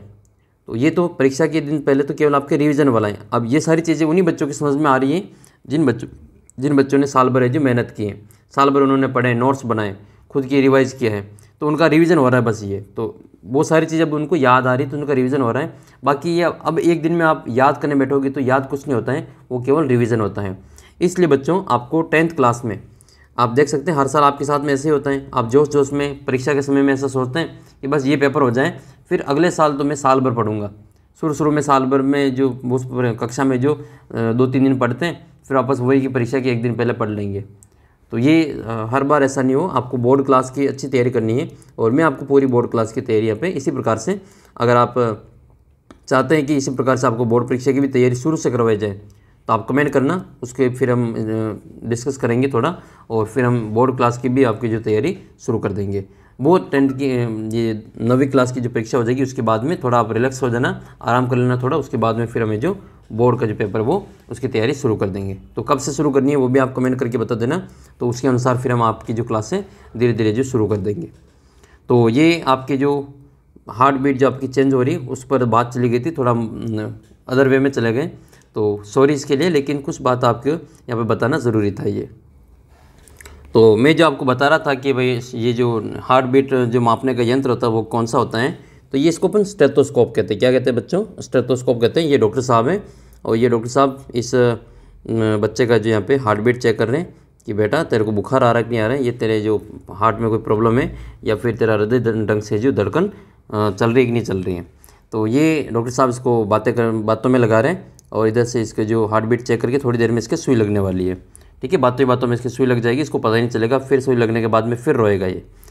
तो ये स्टेथोस्कोप है जो कि एक यंत्र है, और शरीर के अंदर मुख्यतः जो हृदय और फेफड़ों में उत्पन्न होने वाली ध्वनि को सुनने में काम आता है। स्टेथोस्कोप में रोगी के हृदय की धड़कन जो होती है उसकी ध्वनि को बार बार परावर्तन के कारण डॉक्टर अपने कानों तक पहुंचती हैं। तो ये एक ऐसी नली होती है जिसमें जो परावर्तन के द्वारा ये जो ध्वनि है वो अपने कान तक आती हैं। ये एक नली होती है ये जो कि परावर्तन की ध्वनि के परावर्तन पर आधारित होती हैं। तो प्रश्न आपसे पूछ लें कि कौन सा उपकरण ध्वनि के परावर्तन पर आधारित है, तो अपना जो स्टेथोस्कोप है वो ध्वनि के परावर्तन पर आधारित होता है। फिर आपके नेक्स्ट क्वेश्चन है, ये क्वेश्चन नंबर आपके 11 है कि भाई खुले समुद्र में मछलियों के बड़े समूह का पता लगाने के लिए किसका उपयोग किया जाता है, और अंतराफसलीकरण की परिभाषा आपको इसमें लिखनी है। अंतराफसलीकरण किसको कहा जाता है, दोनों की परिभाषा देखते हैं, लास्ट वाला चैप्टर है वहाँ से क्वेश्चन आया है। तो अंतराफसलीकरण जो है वो आपके फसल पैटर्न में आता है, और इसमें आपके क्या होता है कि जब दो या दो से अधिक जो फसलों को एक साथ किसी खेत में एक किसी खास पैटर्न में उगाते हैं तो उसको क्या कहते हैं, अंतराफसलीकरण कहा जाता है। कुछ पंक्तियों में एक प्रकार की फसल होती है, उनके एकांतर क्रम में दूसरी पंक्तियों को उगाया जाता है। मतलब कि अंतराफसलीकरण का मतलब ये होता है एक ही खेत में मान लो ये सोयाबीन की फसल है, ठीक है, इसके साथ में मक्के की, दूसरी लाइन में मक्के के बीज सारे के सारे, फिर तीसरी लाइन में सोयाबीन है, फिर मक्के के, सोयाबीन मक्का, सोयाबीन मक्का, सोयाबीन मक्का, ऐसा होता है। तो इसको क्या कहते हैं, इसको कहा जाता है अंतराफसलीकरण, यानी कि एक लाइन दूसरी है, दूसरी लाइन दूसरे फसल की है। तो आपने देखा ही होगा खेतों में जो उगाते हैं इस प्रकार की फसल देखने को मिलती हैं, जैसे कि सोयाबीन और मक्का जो है वो अंतराफसलीकरण में आया जाता है। बाजरा और लोबिया ये अंतराफसलीकरण के रूप में जाना जाता है। फसल का चुनाव किस प्रकार करते हैं कि उनकी जो पोषक तत्वों की आवश्यकता होती है वो अलग अलग हो, जिसमें पोषकों की अधिकतम उपयोग हो, इस विधि का उपयोग किया जाता है। तो यहाँ पर आप देख सकते हैं अंतराफसलीकरण में कि जैसे मान लो कोई जो सब्जी बो रहे हैं, ठीक है, ये आपकी जो बाजरा और ये लीबिया वगैरह दर की कोई आपने देखा होगा, जैसे ये गोभी लगा दी यहाँ पर, यहाँ टमाटर लगा दिए, फिर गोभी लगा दिए, तो ये अंतराफसलीकरण है। इसको क्या कहते हैं, अंतराफसलीकरण कहा जाता है। एक प्रश्न था कि भाई समुद्र में जो बड़े समूह की जो मछलियाँ होती है उनका पता कैसे लगाया जाता है, तो भाई सैटेलाइट द्वारा, ठीक है, सैटेलाइट के द्वारा, और प्रतिध्वनि गंभीरता मापी जो होती हैं उससे खुले समुद्र में मछलियों के बड़े समूह का पता लगाया जा सकता है। याद कर लेना, सैटेलाइट के द्वारा जो मान लो आपके समुद्र में किसी जगह पे मछलियों का पता लगाना है तो सैटेलाइट के द्वारा जो इसका प्रयोग किया जाता है। सैटेलाइट का प्रयोग करके उसमें ये जो बड़े समूह की जो मछलियाँ होती हैं उनका पता लगाया जाता है, और उनकी सूचना का उपयोग करके मछली का उत्पादन इनको बढ़ाया जा सकता है। अच्छा, भारत की जो तट रेखा है, समुद्री तट है, उसकी लंबाई कितनी है, तो 7500 किलोमीटर है। याद कर लेना, भारत की जो समुद्री तट रेखा है वो 7500 किलोमीटर है, कि तटीय सीमा वो आपकी 7500 लगभग। सर्वाधिक जो प्रचलित जो समुद्री मछलियाँ वो आपके पोम्फ्रेट है, मैकरल है, टूना है, सारडाइन है और बॉम्बे डक है। ये वो मछलियाँ हैं जो कि सर्वाधिक प्रचलित समुद्री मछलियाँ हैं, इनका नाम आपको याद कर लेना है। और फिर आपके जो कुछ इसके अलावा आपको एक शब्द याद करना है, मछली समुद्री संवर्धन या मेरीकल्चर। ये क्या होता है, मेरीकल्चर, ये अलग अलग होता है। पिसीकल्चर होता है, जैसे मत्स्य उत्पादन को पिसीकल्चर कहा जाता है, लेकिन जो समुद्री जो मछलियाँ होती हैं उनके भंडार के लिए भविष्य में समुद्री मछलियों के भंडार के कम होने की अवस्था में इन मछलियों की पूर्ति संवर्धन के द्वारा हो सकती हैं, और इस प्रणाली को क्या कहते हैं, समुद्री संवर्धन कहा जाता है, इसको मेरीकल्चर कहा जाता है। तो मेरीकल्चर का नाम आपको नया हो सकता है आपके लिए, आपने पिसीकल्चर सुना होगा एग्रीकल्चर सुना होगा, ठीक है, सिल्वीकल्चर सुना होगा, सेरीकल्चर सुना होगा, तो ये सभी तो सुना है, लेकिन ये मेरीकल्चर भी आपके लिए नया हो सकता है, तो इसको आप याद रखें। फिर आपके अगला प्रश्न ये है कि बर्फ़ का जल में बदलने की प्रक्रिया का नामांकित चित्र बनाना है। देखो, बर्फ़ जो ठोस अवस्था में होता है वो जल पानी में बदलेगा, तो ठोस से द्रव में आता है, ठोस से द्रव, ठोस से जो द्रव अवस्था में आता है उसको क्या कहते हैं, उसको संघनन कहते हैं। क्या कहते हैं उसको? संघनन कहा जाता है। सॉरी, संघनन नहीं, उसको गलन कहा जाता है। संघनन तो द्रव का ठोस में बदलने को कहते हैं, ये आपके जो ठोस का द्रव में आएगा उसको गलन कहते हैं। क्या कहते हैं इसको? गलना। ये गल रहा है, देखो बर्फ़ गल रहा है तो इसको गलन कहा जाता है। तो इसमें आपके जो ये ठोस अवस्था में और ये द्रव अवस्था में, तो ये इसको थोड़ा सा याद रखना, जबकि द्रव का ठोस में जमना होता है। फिर एक इसमें आपके जो मिश्रण और यौगिक में अंतर भी लिखना है। तो ये आप पहले याद कर लेना थोड़ा सा कि ठोस का द्रव में जो बदलेगा तो उसको कहेंगे संगलन, इसको गलन कहते हैं, संगलन कहते हैं, संघनन नहीं कहते। संघनन अलग है और संगलन अलग है, तो थोड़ा सा इसमें अंतर है, इसको उच्चारण में थोड़ा सा ध्यान रखें। जिसको ठोस का द्रव में ये गलन होता है इसको संगलन कहते हैं, और जबकि द्रव का गैस में बदलेगा, पानी भाप बनेगा तो वो वाष्प बन जाएगा, वाष्पीकरण हो जाएगा। लेकिन वाष्प को वापस ठंडा करेंगे तो वो पानी बन जाएगा, उसको संघनन कहेंगे। क्या कहेंगे? उसको संघनन कहेंगे। और फिर ठोस का सीधे ही गैस में बदलना, ये आपके ऊर्ध्वपतन होता है। जैसे ठोस कपूर है तो उसको जलाएंगे तो वो सीधे ही गैस बन जाएगा। कपूर, नौसादर, आयोडीन, ये आपके ऊर्ध्वपतन को दर्शाते हैं।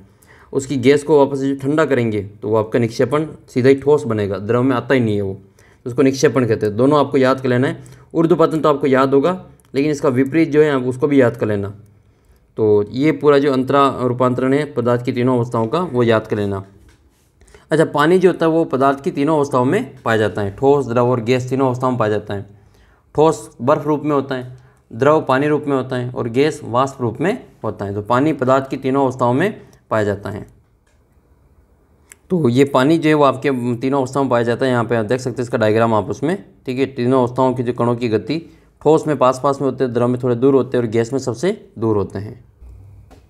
फिर आपका मिश्रण और यौगिक में अंतर। मिश्रण में तत्व या यौगिक केवल मिश्रण बनाने के लिए मिलते हैं, किंतु ये किसी नए यौगिक का निर्माण नहीं करते हैं, जबकि तत्व क्रिया करके एक नए यौगिक का निर्माण करते हैं।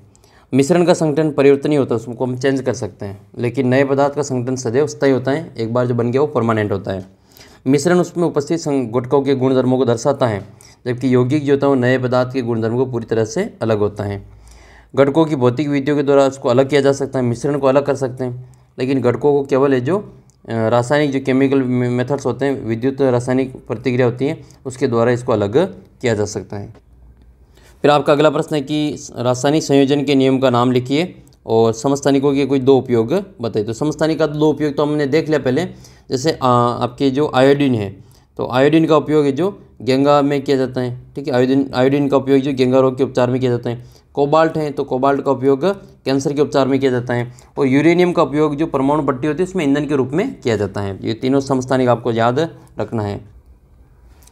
फिर आपका नेक्स्ट क्वेश्चन है ये कि प्रोकैरियोटिक कोशिका और यूकैरियोटिक कोशिका में आपको कोई दो अंतर बताने हैं, और पेरेन्काइमा और कोलेनकाइमा के उत्तकों का आपका नामांकित चित्र बनाना है, और इनका आपको अंतर भी लिख सकते हैं इसमें। तो पेरेन्काइमा और आपकी जो उत्तक है दोनों, ये पेरेन्काइमा और आपकी कोलेनकाइमा, इनका जो डायग्राम है आपने इस प्रकार से बना लेना है। और उत्तक काफ़ी इंपॉर्टेंट चैप्टर है, इसमें से आपके जो सरल उत्तक के उदाहरण है ये। उत्तक दो प्रकार के होते हैं आपके, तो उत्तक तो आपने देख ही लेंगे वैसे तो उत्तक जो है वो दो प्रकार के होते हैं, एक तो आपके सरल उत्तक और आपके जटिल उत्तक। तो ये जो आपके उत्तक हैं सरल स्थायी उत्तक, तो जिसमें आपको नाम रखना है, याद रखना है पेरेन्काइमा और कोलेनकाइमा, ये सरल उत्तक का उदाहरण है, जबकि जाइलम और फ्लोएम जो आपके वो आपके जटिल उत्तक का उदाहरण है, ठीक है। तो ये डायग्राम भी आपको याद कर लेना है इसमें। ये आपके ये जो पेरेन्काइमा और कोलेनकाइमा है ये भी आपके सरल उत्तक है, और ये जो स्क्लेरेन्काइमा है ये आपके भी सरल उत्तक का उदाहरण है। नारियल में यही पाया जाता है, ठीक है। नारियल का जो छिलका होता है, ठीक है, नारियल का जो छिलका होता है इसमें यही पेरेन्काइमा जो उत्तक होता है वही पाया जाता है। तो ये थोड़ी सी परिभाषा आपको याद कर लेनी है पेरेन्काइमा और कोलेनकाइमा की। तो इसमें अंतर क्या क्या है, तो पेरेन्काइमा की जो कोशिका भित्ति होती है वो पतली होती है, जबकि कोलेनकाइमा की जो कोशिका भित्ति होती है वो कोनों पर मोटी होती है। भित्ति सेल्यूलोज की बनी होती है पेरेन्काइमा में, जबकि कोलेनकाइमा की भित्ति जो सेल्यूलोज तथा पेक्टिक पदार्थ की बनी होती हैं। नेक्स्ट है फिर आपके प्रोकैरियोटिक और यूकैरियोटिक कोशिका में अंतर लिखना है। तो प्रोकैरियोटिक जो होती है उसका आकार छोटा होता है और यूकैरियोटिक कोशिका का आकार बड़ा होता है। प्रोकैरियोटिक केंद्रीय पदार्थ जो बिखरा हुआ होता है और नाभिकीय जो झिल्ली का इसमें अभाव होता है, जबकि यूकैरियोटिक में केंद्रीय पदार्थ जो होता है वो नाभिकीय झिल्ली के द्वारा घिरा होता है। झिल्ली कोशिकायुक्त अंगक की इसमें जो होता है वो अनुपस्थित होता है। ठीक है, झिल्लीयुक्त कोशिका अंगक इसमें अनुपस्थित होता है, जबकि झिल्लीयुक्त कोशिका अंगक इसमें उपस्थित होता है। फिर आपका नेक्स्ट क्वेश्चन है कि यात्रा शुरू करते समय कार का ओडोमीटर, ओडोमीटर क्या करता है? दूरी मापता है। याद कर लेना, ओडोमीटर दूरी मापने का कार्य करता है। तो ओडोमीटर 2000 किलोमीटर दर्शाता है, यानी कि घर से निकले तब जो गाड़ी का जो मीटर है वो 2000 मीटर बता रहा था। ठीक है, 2000 किलोमीटर चली हुई है। यात्रा समाप्ति पर जो शुरू घर से निकले तब तो मीटर में इतना बता रहा था, और जब हम यात्रा करके आए वापस घूम के आए, आज संडे घूमने चलते हैं तो सुबह जो निकले थे तो वापस शाम को आए तो जो गाड़ी का जो मीटर है वो 2400 किलोमीटर दर्शा रहा था। तो कितना किलोमीटर चले, यात्रा कितना किलोमीटर की? 400 किलोमीटर यात्रा कर ली।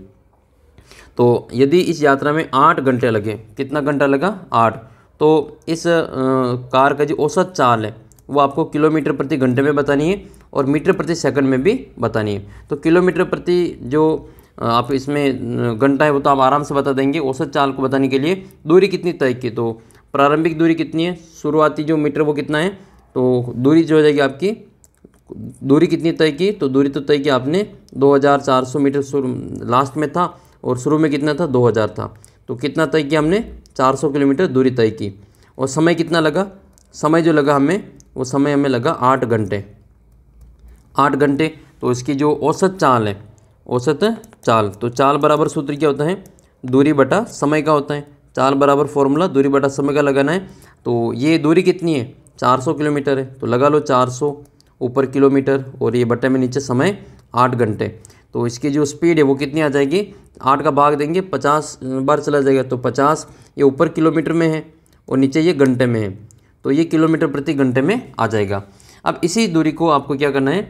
मीटर प्रति सेकंड में निकालना है। तो किलोमीटर को बदलो मीटर में, ठीक है, और इस घंटे को बदलो सेकंड में। तो ये हो जाएगा आपका 400 इंटू इस 400 किलोमीटर, तो उसको 1000 से गुणा कर देंगे और बटे में ये 8 इंटू ये घंटे में है तो इसको बदलेंगे सेकंड में। तो 1 घंटे में कितने सेकंड होते हैं? 1 घंटे में 3600 सेकंड होते हैं। पहले इसको मिनट में बदलो, तो ये किलोमीटर प्रति मतलब मीटर प्रति सेकंड में निकालना है, इसलिए इसको क्या करेंगे? सेकंड में चेंज करेंगे। तो 1 घंटे में 60 मिनट होते हैं, तो ये तो हो जाएगा आपका मिनट में। अब इसको सेकंड में चेंज करना है, ये अपने सेकंड में चेंज हो गया। अब ये आपके ऊपर तो हो जाएगा मीटर में और ये नीचे हो जाएगा आपके सेकंड में। तो अब क्या करेंगे? इसमें ऊपर तो इनको काट देंगे, 1 0 2 0 से इसके दोनों 0 कट जाएंगे। फिर 4 के बाद से 4 एक बार कटेगा और 8 इसमें 2 बार कट जाएगा।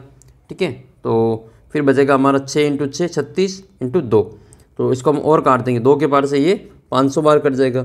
ठीक है, 500 और ये और कट जाएगा ऊपर 500, ऊपर तो रहेंगे 500, नीचे रहेंगे 6 इंटू 6 36। तो 6 इंटू 6 को हम 2 के पार से और काट देंगे, ये 3 बार कटेगा और ये 250 बार कटेगा। इस 6 को और काट देते हैं, ये 3 बार कटेगा और ये 125 बार कटेगा। तो 125 बटा 3 3 9 हो जाएगा, 125 बटे 9 हो जाएगा। 125 में 9 का भाग देंगे तो उसका जो उत्तर आएगा वो आपका मीटर प्रति सेकंड में आ जाएगा। तो 9 का भाग दे देते हैं, 9 एकम 9 एक बार, और फिर आपके इसमें बचेंगे 3 35 हो जाएगा। तो 9 3 27 और 27 7 और 8 बचेंगे तो 80 हो जाएगा। तो 9 8 72, तो 13.8 मीटर प्रति सेकंड इसका उत्तर आएगा इसमें। फिर आपका अगला प्रश्न ये कि गति का प्रथम नियम लिखिए। तो गति का प्रथम नियम क्या है? कोई भी वस्तु स्थिर है तो स्थिर रहना चाहती है, और कोई वस्तु जो गतिशील है तो वो गतिशील रहना चाहती है। तो यही है जो न्यूटन की गति का जो पहला नियम है। तो ये न्यूटन की गति का प्रथम नियम है कि प्रत्येक वस्तु जो स्थिर अवस्था में वो एक समान गति से जो स्थिर अवस्था में रहना चाहती है जब तक कि उस पर कोई बाह्य बल नहीं लगे दें। तो जब कोई वस्तु गतिमान है तो गतिमान ही रहना चाहती है, और जब कोई स्थिर है तो वो स्थिर ही रहना चाहती है जब तक कि उस पर कोई बाह्य बल कार्य नहीं करे या फिर बाह्य बल नहीं लगा जाए। तो इसको अपन न्यूटन की गति का पहला नियम कहते हैं। और न्यूटन की जो किसी भी वस्तु का विरामावस्था में रहने या फिर समान वेग से गतिशील रहने की जो प्रवृत्ति होती है उसको जड़त्व कहते हैं। और जड़त्व जो होती है, जो वस्तुएं होती है वो अपनी अवस्था में परिवर्तन का विरोध करती है, इसी अवस्था परिवर्तन को जड़त्व कहा जाता है। जड़त्व जो होता है वो द्रव्यमान का माप होता है, यानी कि द्रव्यमान ज़्यादा होगा तो जड़त्व भी ज़्यादा होगा, द्रव्यमान कम होगा तो जड़त्व भी कम होगा।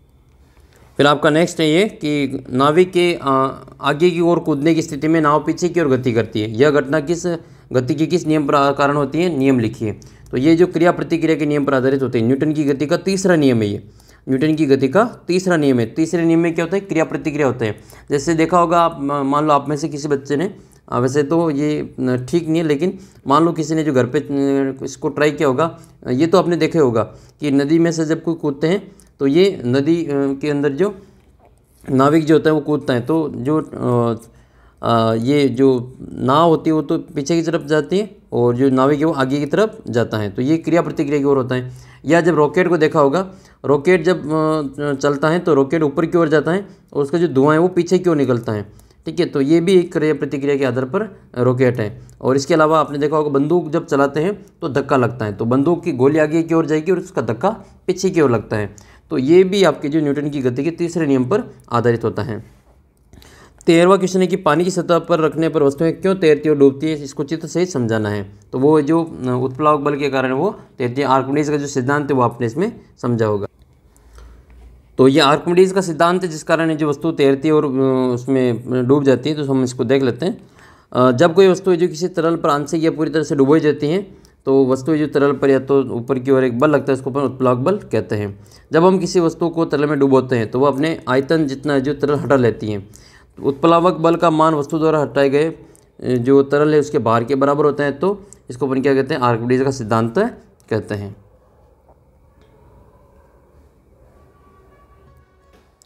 फिर आपका नेक्स्ट है कि स्थितिज ऊर्जा और गतिज ऊर्जा का सूत्र लिखिए। तो स्थितिज ऊर्जा का सूत्र क्या होता है? स्थिति के कारण m द्रव्यमान की कोई वस्तु h ऊंचाई पर स्थित है तो उसका जो स्थितिज ऊर्जा mgh होती है, याद कर लेना। और गतिज ऊर्जा, गति के कारण निहित ऊर्जा को गतिज ऊर्जा कहते हैं। इसका जो फॉर्मूला होता है वो 1/2 mv² होता है, याद कर लेना।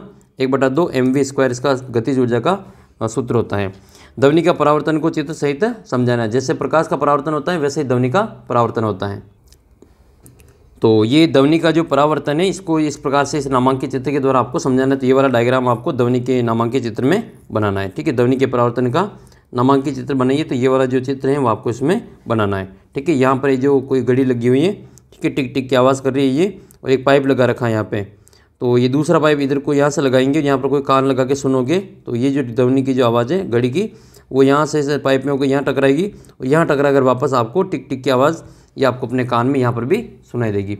आपने ये तो खूब खेला होगा खिलौना वाला जो खेल है वो ध्वनि वाला, कि मान लो एक दोस्त आपका इधर बोल रहा है, बड़ा पाइप है, कोई नली है बड़ी, आपके घर पे पानी भरने के लिए लाए मान लो, तो एक दोस्त आप जो यहाँ पर बोलेंगे और दूसरा दोस्त इधर सुन रहा है, दीवार के आर पार है मान लो। तो ये ध्वनि के परावर्तन के कारण ही होता है। इसमें ध्वनि परावर्तन के माध्यम से जो आगे गुजारती हैं। जो स्टेथोस्कोप होता है वो भी परावर्तन के नियम पर ही आधारित होता है। ठीक है, वो भी आपको याद कर लेना। तो प्रकाश की भांति जो ध्वनि भी है जो टकरा कर वापस उसी माध्यम में लौट जाती है, तो इसको अपन क्या कहते हैं? ध्वनि का परावर्तन कहते हैं।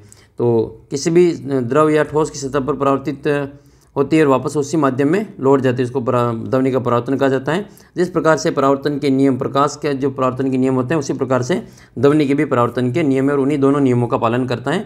परावर्तक सतह पर खींचे गए अभिलंब, आपतित किरण और परावर्तित किरण तीनों है जो एक ही बिंदु में एक ही तल पर स्थित होते हैं। ये आपका पहला नियम है। दूसरा, आपतित कोण, आपतन कोण और परावर्तन कोण का मान I और R का जो मान होता है वो बराबर होता है।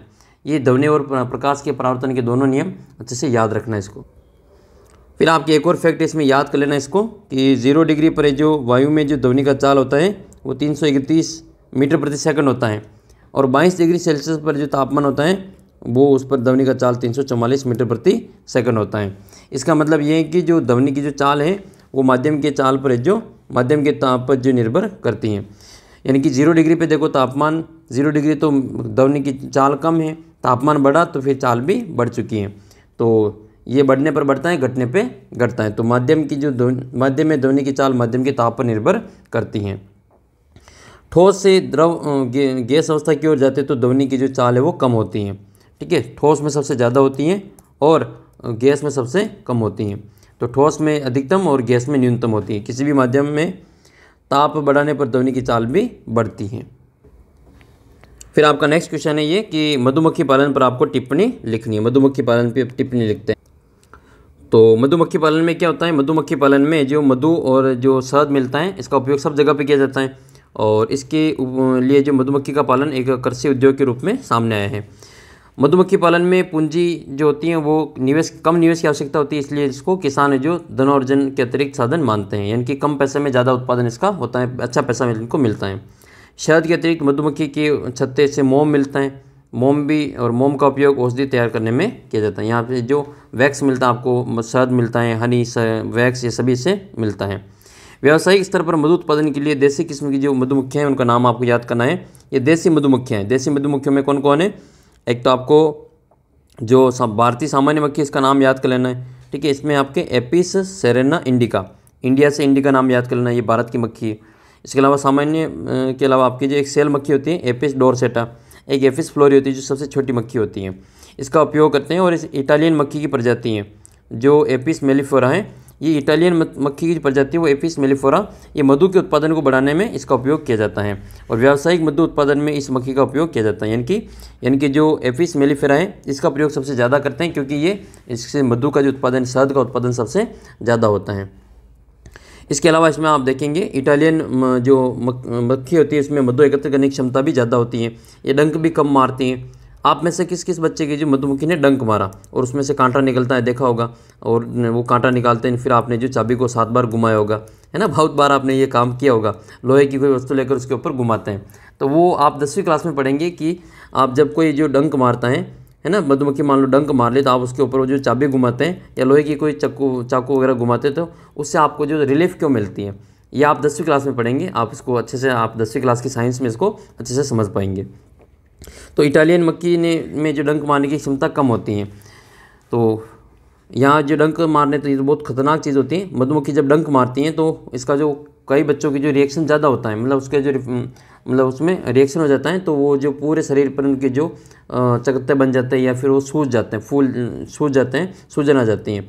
जहाँ पर डंक मारा वहाँ तो सूजन आती है, लेकिन कई बच्चों जो पूरा शरीर है जो उनका जो एलर्जी होती है इस चीज़ से, मधुमक्खी से, तो ये ततैया से इनसे एलर्जी होती है, तो वो फिर जो इसको डॉक्टरी इलाज करवाना पड़ता है। बाकी कई बच्चों के जो 2-3 दिन तक इसको जैसा रहता है, कई बच्चों का तो मैं बार बार नाम ले रहा हूँ, लेकिन बड़ों के भी जब जो मधुमक्खी डंक मार देती है तो कई जो लोगों के इलाज कराने की ज़रूरत पड़ती है, और कई के जो 2-3 दिन तक असर रहता है, फिर धीरे धीरे अपने आप ठीक हो जाता है। व्यावसायिक मधु उत्पादन के लिए जो मधुवाटिका या फिर मधुमक्खी फॉर्म बनाया जाता है। इसके अलावा जो इटालियन मक्खी होती हैं ये निर्धारित छत्ते में काफ़ी समय तक रहती हैं और इसकी जो प्रजनन क्षमता होती है वो भी तेज़ होती हैं। इसके अलावा आप याद रखें कि मधु की कीमत, जो गुणवत्ता जो होती हैं वो मक्खियों के चारागाह या फिर को मधु एकत्र करने के लिए उपलब्ध फूलों पर निर्भर करती हैं। मधुमक्खियाँ फूलों के से मकरंद और पराग एकत्रित करती हैं, ये याद कर लेना। मधुमक्खियाँ फूलों से क्या एकत्र करती हैं, तो मकरंद और पराग एकत्रित करती हैं। और चारागाह की जो पर्याप्त उपलब्धता, इसके अतिरिक्त जो फूलों की किस्म मधु के स्वाद को निर्धारित करती हैं। तो भाई मधुमक्खी पालन से क्या मिलता है, तो मधुमक्खी पालन से मधु मिलता है और मोम मिलता है, ठीक है, मधु मोम मिलता है, और ये जो इसका मधुमक्खी पालन किया जाता है। फिर आपका नेक्स्ट जो क्वेश्चन है आपकी वाष्पीकरण को प्रभावित करने वाले कारकों के बारे में लिखिए, और विलयन और निलंबन के गुणधर्म को समझाना है। 4 गुण इसमें लिखने हैं। तो वाष्पीकरण को प्रभावित करने वाले कारक कौन कौन से, तो ये वाष्पीकरण को निम्न जो कारक प्रभावित करते हैं: सतह का क्षेत्रफल, वायु की गति और आर्द्रता की मात्रा और तापमान। ये 4 चीज़ें जो होती हैं वो वाष्पीकरण की दर को पूरी तरह से प्रभावित करते हैं।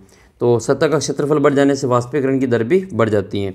जैसे कपड़े सुखाने के लिए उनको फैला देते हैं, ठीक है। अगर आप जो अपने जो स्कूल ड्रेस आपको जो आप जो उसको बिना फैलाए जो रखेंगे तो उसको सूखने में टाइम लगेगा, लेकिन फैला कर रख देते हैं तो वो आराम से जो जल्दी सूख जाती हैं। ये देखा होगा, जैसे मान लो अपने दादाजी को पगड़ी सुखाते हुए देखा होगा या उनकी धोती सुखाते हुए देखा होगा, उसको जो ऐसे जो आपने देखा होगा इसको दूर दूर तक फैला करके रख देते हैं और जल्दी सूख जाती हैं। तो ये सतह का क्षेत्रफल जो होता है वो वाष्पीकरण की दर को कम कर देता है, मतलब दर को बढ़ा देता है। क्षेत्रफल बढ़ने पर वाष्पीकरण की दर को बढ़ा दिया जाता है। वायु की गति, यानी कि वायु की गति बढ़ने पर वाष्पीकरण की दर बढ़ जाती है, और यही कारण है कि जब ये जो हवा तेज़ चलती है तो कपड़े जल्दी सूख जाते हैं। अपनी जो मम्मी है वो छत पर कपड़े सुखा देती है, इसके कारण ये कि हमारे कपड़े वो जल्दी सूख जाए। आर्द्रता की मात्रा, जब वायु में आर्द्रता की मात्रा बढ़ती है तो वाष्पीकरण की दर घट जाती है। देखा होगा कि सर्दी के दिन में जो आर्द्रता ज़्यादा रहती है तो कपड़े धीरे सूखते हैं, लेकिन वही गर्मी के दिनों में देखना आर्द्रता में कमी आ जाती है, मौसम सूखा हो जाता है तो फिर वाष्पीकरण की दर बढ़ जाती है और कपड़े जल्दी सूख जाते हैं।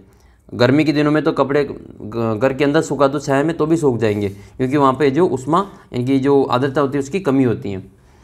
तापमान बढ़ने पर कणों में पर्याप्त गतिज ऊर्जा मिलती है, जिसके कारण तेज वाष्पीकृत हो जाता है। यानी कि टेम्परेचर ज़्यादा है तो आपका जो तापमान ज़्यादा होने के कारण वाष्पीकरण की दर है वो ज़्यादा होती है, जल्दी से कपड़े सूख जाते हैं। फिर एक थोड़ा सा ये चेंज करने वाला ज़रूर देख लेना, केल्विन में चेंज करना है तो 27 डिग्री सेल्सियस को केल्विन में चेंज करेंगे तो 0 डिग्री सेल्सियस बराबर होता है 273 केल्विन। तो इसको चेंज करना है तो इसमें 273 जोड़ देंगे, 273 जोड़ेंगे तो ये 300 केल्विन हो जाएगा। 373 केल्विन है, इसमें हम 273 और जोड़ेंगे तो 646 केल्विन हो जाएगा। 100 डिग्री सेल्सियस है, 100 डिग्री सेल्सियस को केल्विन में चेंज करना है तो इसमें हम 273 और जोड़ेंगे, 273 और जोड़ देंगे तो ये कितना हो जाएगा आपका 100, इसमें तो 373 हो जाएगा। फिर आपका ये है 0 डिग्री, तो 0 डिग्री के लिए हम क्या करेंगे 273 और जोड़ेंगे तो ये आपका 273 केल्विन हो जाएगा। तो 0 डिग्री और 273 डिग्री केल्विन ये सेम ही होता है, तो दोनों आपको याद रखना है, ठीक है। ये बर्फ़ का गलनांक होता है, ये क्या होता है बर्फ़ का गलनांक होता है। यहाँ पर बर्फ़ जो गलना शुरू हो जाता है, संगलन शुरू हो जाता है, इसमें मेल्टिंग पॉइंट है।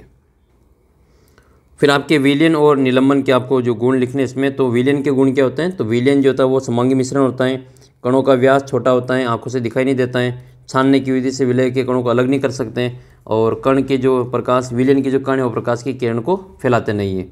जबकि ये जो निलंबन है उसके ये क्या गुण होते हैं, इनके अंतर लिख सकते हैं आप इसमें। इनके गुण, इसमें विषमांगी मिश्रण होता है, कणों को आंखों से देख सकते हैं, प्रकाश की किरणों को फैला देता है, और निलंबन अस्थायी होता है, कण ये नीचे बैठ जाते हैं, और इसको छनन विधि के द्वारा इसको अलग भी किया जा सकता है। नेक्स्ट है फिर आपको इसमें जो फॉर्मूले लिखने हैं अमोनियम सल्फेट और सोडियम कार्बोनेट का, तो Na2CO3 हो जाएगा, ये तो अमोनियम कार्बोनेट तो, और ये कैल्शियम हाइड्रोक्साइड हो जाएगा, ये एल्यूमिनियम ऑक्साइड हो जाएगा। अमोनियम सल्फेट का फॉर्मूला भी हम आपको यहाँ पे बता देते हैं, अमोनियम जो सल्फेट है उसका फॉर्मूला कैसे लिखना है। तो अमोनियम सल्फेट का जो फॉर्मूला होता है वो NH4 होल ट्वाइस SO4 होता है। क्या होता है, ये इसका फॉर्मूला होता है NH4 होल ट्वाइस, 2 बाहर आएंगे, और ये आपका SO4 होता है, ये अमोनियम सल्फेट का फॉर्मूला होता है। जबकि सोडियम कार्बोनेट का Na2CO3 होता है, Na2CO3 ये सोडियम कार्बोनेट का फॉर्मूला होता है। फिर आपका नेक्स्ट है कि आपको पेशी उत्तक और आपके तंत्रिका उत्तक के ऊपर आपको टिप्पणी लिखनी है। गुरुत्वाकर्षण का जो सार्वत्रिक नियम है इसके 2 महत्व, तो 2 महत्व हम इसमें थोड़ी देर में आपको करवा देते हैं।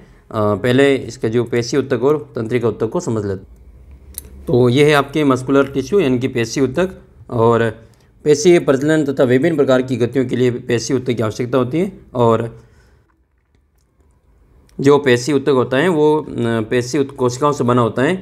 इसमें आपके जो विभिन्न प्रकार की उत्तक कोशिकाएं लंबी होती हैं, और कोशिकाओं के भीतर पाए जाने वाले जो तरल होते हैं उसको सार्कोप्लाज्म कहा जाता है। सार्कोप्लाज्म में केंद्रक होता है, और जंतुओं में शारीरिक अंगों की गति जो पेशी उत्तक के कारण होती है। ये 3 प्रकार के होते हैं, रैखिक पेशी, आरैखिक पेशी और हृदय पेशी। फिर आता है आपका तंत्रिका पेशी। तंत्रिका पेशी में आपको ये नामांकित चित्र बनाना है। तंत्रिका पेशी का नामांकित चित्र बनाना सीखना है तो अपने सर्वप्रथम न्यूट्रॉन जो तंत्रिका कोशिका है उसके विभिन्न जो नाम है इनको आपको अच्छे से याद कर लेना है। ये जो तंत्रिका कोशिका है न्यूट्रॉन से न्यूरॉन है, न्यूरॉन, तो तंत्रिका कोशिका का आपको नामांकित चित्र ये बना लेना है। फिर आपका अगला प्रश्न है कि गुरुत्वाकर्षण का जो नियम है वो इसका महत्व लिखना है, क्या कहाँ काम आता है ये। और 100 वाट का बल्ब प्रतिदिन 10 घंटे चलता है तो 1 माह में कितनी विद्युत खर्च करेगा ये गणना करनी है। तो इसमें के लिए क्या करेंगे, आपकी जो कुल शक्ति कितनी हो जाएगी, तो शक्ति हो जाएगी आपके ये शक्ति तो होगी आपके ऊर्जा कितनी हो जाएगी, कुल ऊर्जा, तो ये ऊर्जा खर्च होगी आपके शक्ति इंटू समय कर देना इसको, तो ये हो जाएगी आपके 100 वाट, तो ये 10 घंटे रोज़ाना चल रहे हैं, तो ये आपके 1000 वाट का काम रोज़ाना हो रहा है। तो ये तो 10,000 वाट तो आपकी 1 दिन की चल रही है।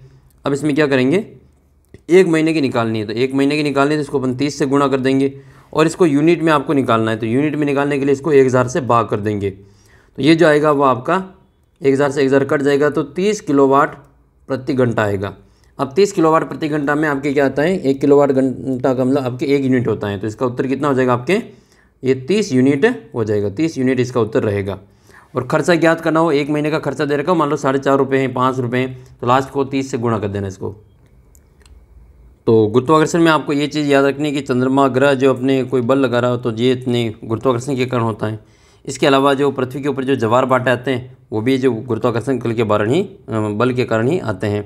और पृथ्वी जो सूर्य के चारों ओर चक्कर लगाती हैं तो यह भी जो गुरुत्वाकर्षण के कारण ही लगा पाती हैं। तो ये सभी जो कारण हैं आप इसमें गुरुत्वाकर्षण के अंदर महत्व में लिखेंगे।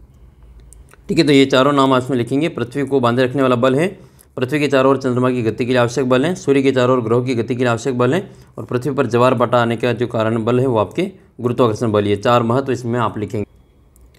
नेक्स्ट और इम्पोर्टेंट क्वेश्चन आपका ये है कि आपके रदरफोर्ड का जो परमाणु मॉडल है उसको चित्र बनाते हुए इसकी कमियों को लिखना है। पादप कोशिका और जंतु कोशिका में इसका जो नामांकित चित्र बनाना, कोई इसका जो 4 अंगों पर टिप्पणी लिखनी है। फिर आपके प्रश्न आता है आवर्ती आयाम और आवर्तकाल की परिभाषा लिखनी है, या फिर जो ध्वनि के बहुल परावर्तन का उपयोग लिखिए, और फसल सुरक्षा प्रबंधन को समझाइए, और फसल उत्पादन प्रबंधन को समझाइए। तो ये दोनों जो क्वेश्चन है 2425 वो आपके लिए ज़्यादा इंपॉर्टेंट है, क्योंकि लास्ट के चैप्टर में से आपके ये 2 क्वेश्चन आपके जो बड़े नंबर के पूछे जाएंगे। फिर भी हम इसमें जंतु कोशिका नामांकित चित्र इसको देख लेंगे, और रदरफोर्ड का परमाणु मॉडल का चित्र देखेंगे। तो ये रदरफोर्ड का जो परमाणु मॉडल है ये इसका नामांकित चित्र आपको याद कर लेना है। ठीक है, इसका नामांकित चित्र आप इसको अच्छे से याद कर लें। इसके अलावा ये जो आपका हाइड्रोजन का जो बोर मॉडल है वो आपको नहीं, अल्फा कण प्रकीर्णन है, ये आपको रदरफोर्ड का याद करना है। तो अल्फा कण प्रकीर्णन के ये आपको इसमें अल्फा कणों की बौछार की जाती है सोने की पतली चादर पर, और सोने की जो कुछ कण है वो टकराकर जो प्रकीर्णित हो जाते हैं। सोने के कुछ कण तो टकराकर आर पार निकल जाते हैं, कुछ कण जो सीधी मार्ग में विचलित हो जाते हैं, और एक कण ऐसा होता है जो वापस उसी माध्यम में 12,000 में से एक कण वापस उसी माध्यम में लौट आता है। परिणाम क्या है? परिणाम ये है कि आपके परमाणु के जो चारों ओर अधिकांश भाग खोखला होता है, यानी कि कक्षक ऑर्बिटल कहलाते हैं उसको। परमाणु के चारों ओर इलेक्ट्रॉन घूर्णन होता है, और परमाणु का केंद्र में नाभिक पाया जाता है जो धनावेशित होता है। फिर इसकी जो कमियां हैं वो हम इसमें देख लेंगे, इसमें जो कौन कौन सी कमियां। ये अल्फ़ा जो इसमें फ़ोटो दे रखा आपको, ये इसका जो नामांकित चित्र आपको इसमें बना लेना है। अल्फा कण प्रकीर्णन वाला ये पूछा जाता है। फिर आपकी पादप कोशिका और जंतु कोशिका का नामांकित चित्र आपको यहाँ से बना लेना है। ये वाला जो उत्तर है आपको अच्छे से याद कर लेना है। नामांकित चित्र आपको यहाँ पे बनाना है। फिर आपके कोई 4 कोशिकाओं के नाम लिखने, जैसे कोशिका अंतर्द्रव्य जलिकाएँ, गोल्जी उपकरण, माइटोकॉन्ड्रिया, लाइसोसोम, रसदानी है, इन्हीं 4 का आपको वर्णन भी करना है। तो गोल्जी उपकरण इसमें जो बने पदार्थों के श्रवण का कार्य करता है, और माइटोकॉन्ड्रिया इसको कोशिका का ऊर्जा ग्रह कहते हैं, और सभी के लिए जो एटीपी के रूप में ऊर्जा प्रदान करता है। लाइसोसोम कोशिका की आत्मघाती थैली कहा जाता है, और कोशिका के अपशिष्ट पदार्थों को नष्ट करने का कार्य करता है। इसी प्रकार से आपको जो कोशिका विभाजन वगैरह हैं ये आपको कोशिका में अंतर भी आपको देख लेना है। पादप कोशिका और जंतु कोशिका में अंतर आप देख के जाएँ, इसको अच्छे से समझ के जाना है। फिर आपको अपनी जो टिप्पणी लिखनी है आवर्ती पे, आयाम पे और आवर्तकाल पे, तो इसको देख लेते हैं। तो आवर्ती क्या होती है देख लेते हैं। आवर्ती की परिभाषा वैसे हम पहले आपको बता चुके हैं, फिर भी रिवाइज कर लेते हैं। 1 सेकंड में या उत्पन्न जो पूर्ण तरंगों की संख्या, या फिर 1 सेकंड में कुल दोलनों की संख्या को आवर्ती कहा जाता है। किसी भी तरंग की आवर्ती उस तरंग को उत्पन्न करने वाली कंपित वस्तु की आवर्ती के बराबर होती है। आवर्ती का सही मात्रक हर्ज होता है। अच्छा, ये कमेंट करके बताना ये हर्ज जो नाम है वो किसके नाम पर रखा गया, इसका उत्तर आपको कमेंट करके बताना है।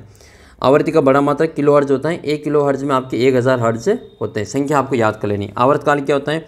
एक कंपन या दोलन को पूरा करने में जो लिया गया समय होता है उसको आवर्तकाल कहते हैं। और 2 क्रमागत विरल या फिर संपीड़न के जो एक निश्चित बिंदु से गुजरने में लगे समय को भी आवर्तकाल ही कहते हैं। इसका मात्रक जो होता है वो सेकंड होता है, याद कर लेना। किसी भी तरंग की आवर्ती आवर्तकाल की व्युत्क्रमानुपाती होती है। आवर्ती को न्यू से लिखते हैं और आवर्तकाल को टी से लिखते हैं, तो न्यू इक्वल टू 1/t हो जाएगा। इसका फॉर्मूला याद रखना है।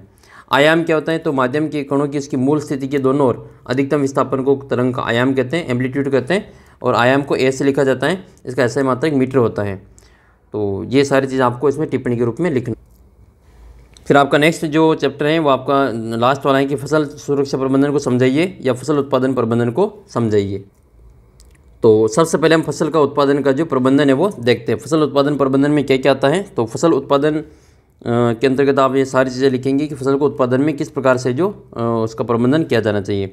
तो फसल उत्पादन में योगदान में उच्च निवेश फसल उत्पादन में सहसंबंध होता है, और फसल उत्पादन के लिए जो कृषि की तकनीकी है उसमें महत्वपूर्ण भूमिका निभाती हैं। इसके अलावा जो फसल उत्पादन की प्रणालियाँ भी विभिन्न प्रकार की अलग अलग हो सकती है। बिना लागत की उत्पादन है, कम लागत में उत्पादन है, अधिक लागत में उत्पादन है, ये इसमें सभी फसल उत्पादन प्रबंधन में शामिल होता है।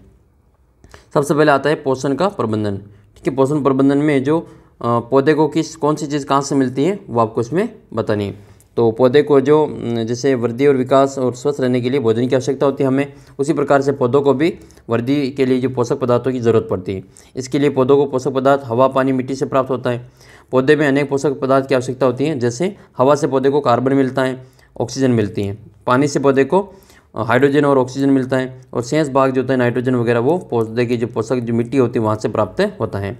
इन पोषकों में कुछ जो अधिक मात्रा में चाहिए इसलिए इनको वृहद पोषक कहा जाता है, और शेष जो पोषक इनकी मात्रा कम चाहिए इनके इसलिए इनको क्या कहते हैं, सूक्ष्म पोषक कहते हैं, जैसे सारणी 12.1 में बता रखा है। तो ये आपके जो वृहद पोषक तत्व हैं, वृहद पोषक तत्व कौन कौन से होते हैं? वृहद पोषक में आपके जो नाइट्रोजन जो मृदा से मिलता है, फास्फोरस, पोटेशियम, कैल्शियम, मैग्नीशियम और सल्फर होता है, ये आपके वृहद पोषक तत्व है। सूक्ष्म पोषक तत्व iron, manganese, boron, zinc, copper, molybdenum और क्लोरीन होता है।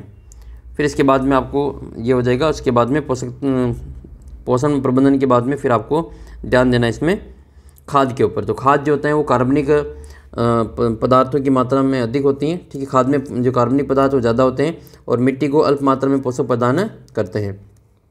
खाद को जंतुओं के अपशिष्ट और पौधों की कसरत से अपघटन से तैयार किया जाता है। खाद मिट्टी की जो पोषक होते हैं और कार्बनिक पदार्थ उससे परिपूर्ण होता है और मिट्टी की उर्वरता होती है उसको बढ़ाने का कार्य करता है। खाद में जो कार्बनिक पदार्थों की अधिक मात्रा मिट्टी की संरचना में सुधार करती है। इसी कारण जो रेतीली मिट्टी में पानी रखने की क्षमता वो बढ़ जाती है। चिकनी मिट्टी में कार्बनिक पदार्थों की अधिक मात्रा पानी को निकालने में सहायता करती है, जिससे उसमें पानी एकत्रित नहीं रहता है। खाद बनाने के लिए जो जैविक कचरा उसका उपयोग किया जाता है, और इससे जो उर्वरक होते हैं उनके अत्यधिक उपयोग की आवश्यकता नहीं होती। इससे पर्यावरण को भी फायदा मिलता है। जैसे कि वर्मी कंपोस्ट बनाना है, तो वर्मी कंपोस्ट किससे बनाया जाता है? केंचुओं की सहायता से जो बनाया जाता है। ठीक है, केंचुओं की सहायता से बनाया जाता है। उसमें जो अपशिष्ट पदार्थ होते हैं, कुछ अपशिष्ट पदार्थ जैसे कृषि अपशिष्ट हैं, पशुधन का गोबर है, मलमूत्र हैं, फल सब्जी के छिलके हैं, और कचरा है, जानवरों के द्वारा परित्यक्त चारा है, और घरेलू कचरा, सीवरेज कचरा, खरपतवार वगैरह, इनको गड्ढे में डाल करके कार्बनिक पदार्थ और पोषक बहुत ही ज़्यादा इसमें मिलता है, और केंचुओं को द्वारा इनको तैयार किया जाता है। ठीक है, जिनके द्वारा वर्मी कंपोस्ट बनता है। हरी खाद क्या होती है? तो हरी खाद में क्या किया जाता है कि फसल उगाने से पहले खेतों में कुछ पौधे जैसे पटसन हो गया, मूंग हो गया, गंवार हो गया, उगा देते हैं। ये तो अपन आज भी करते हैं, देखा होगा अपने गांव में कि बारिश की ऋतु में गंवार बो देते हैं या पटसन बो देते हैं या मूंग बो देते हैं। फिर इनको जो सावन के महीने में, इसको अपन सावनवा कहते हैं। ठीक है, देसी भाषा में उसको सावनवा कहते हैं। इनकी सावन के महीने में फिर इसको पलट देते हैं, इसको जो खेत की जुताई करके जो उसको दबा देते हैं अंदर फसल को। तो ये जो हल चलाकर इसको मिट्टी में मिला देते हैं, और ये हरी खाद जो परिवर्तित हो जाती है और मिट्टी में नाइट्रोजन और फास्फोरस से इसको परिपूर्ण कर देती हैं। फिर आता है आपका उर्वरक। तो उर्वरक क्या होता है? फर्टिलाइज़र। तो उर्वरक जो होता है ये एक व्यावसायिक रूप से इसको फैक्ट्री में तैयार किया जाता है। पोषक पदार्थ हैं ये।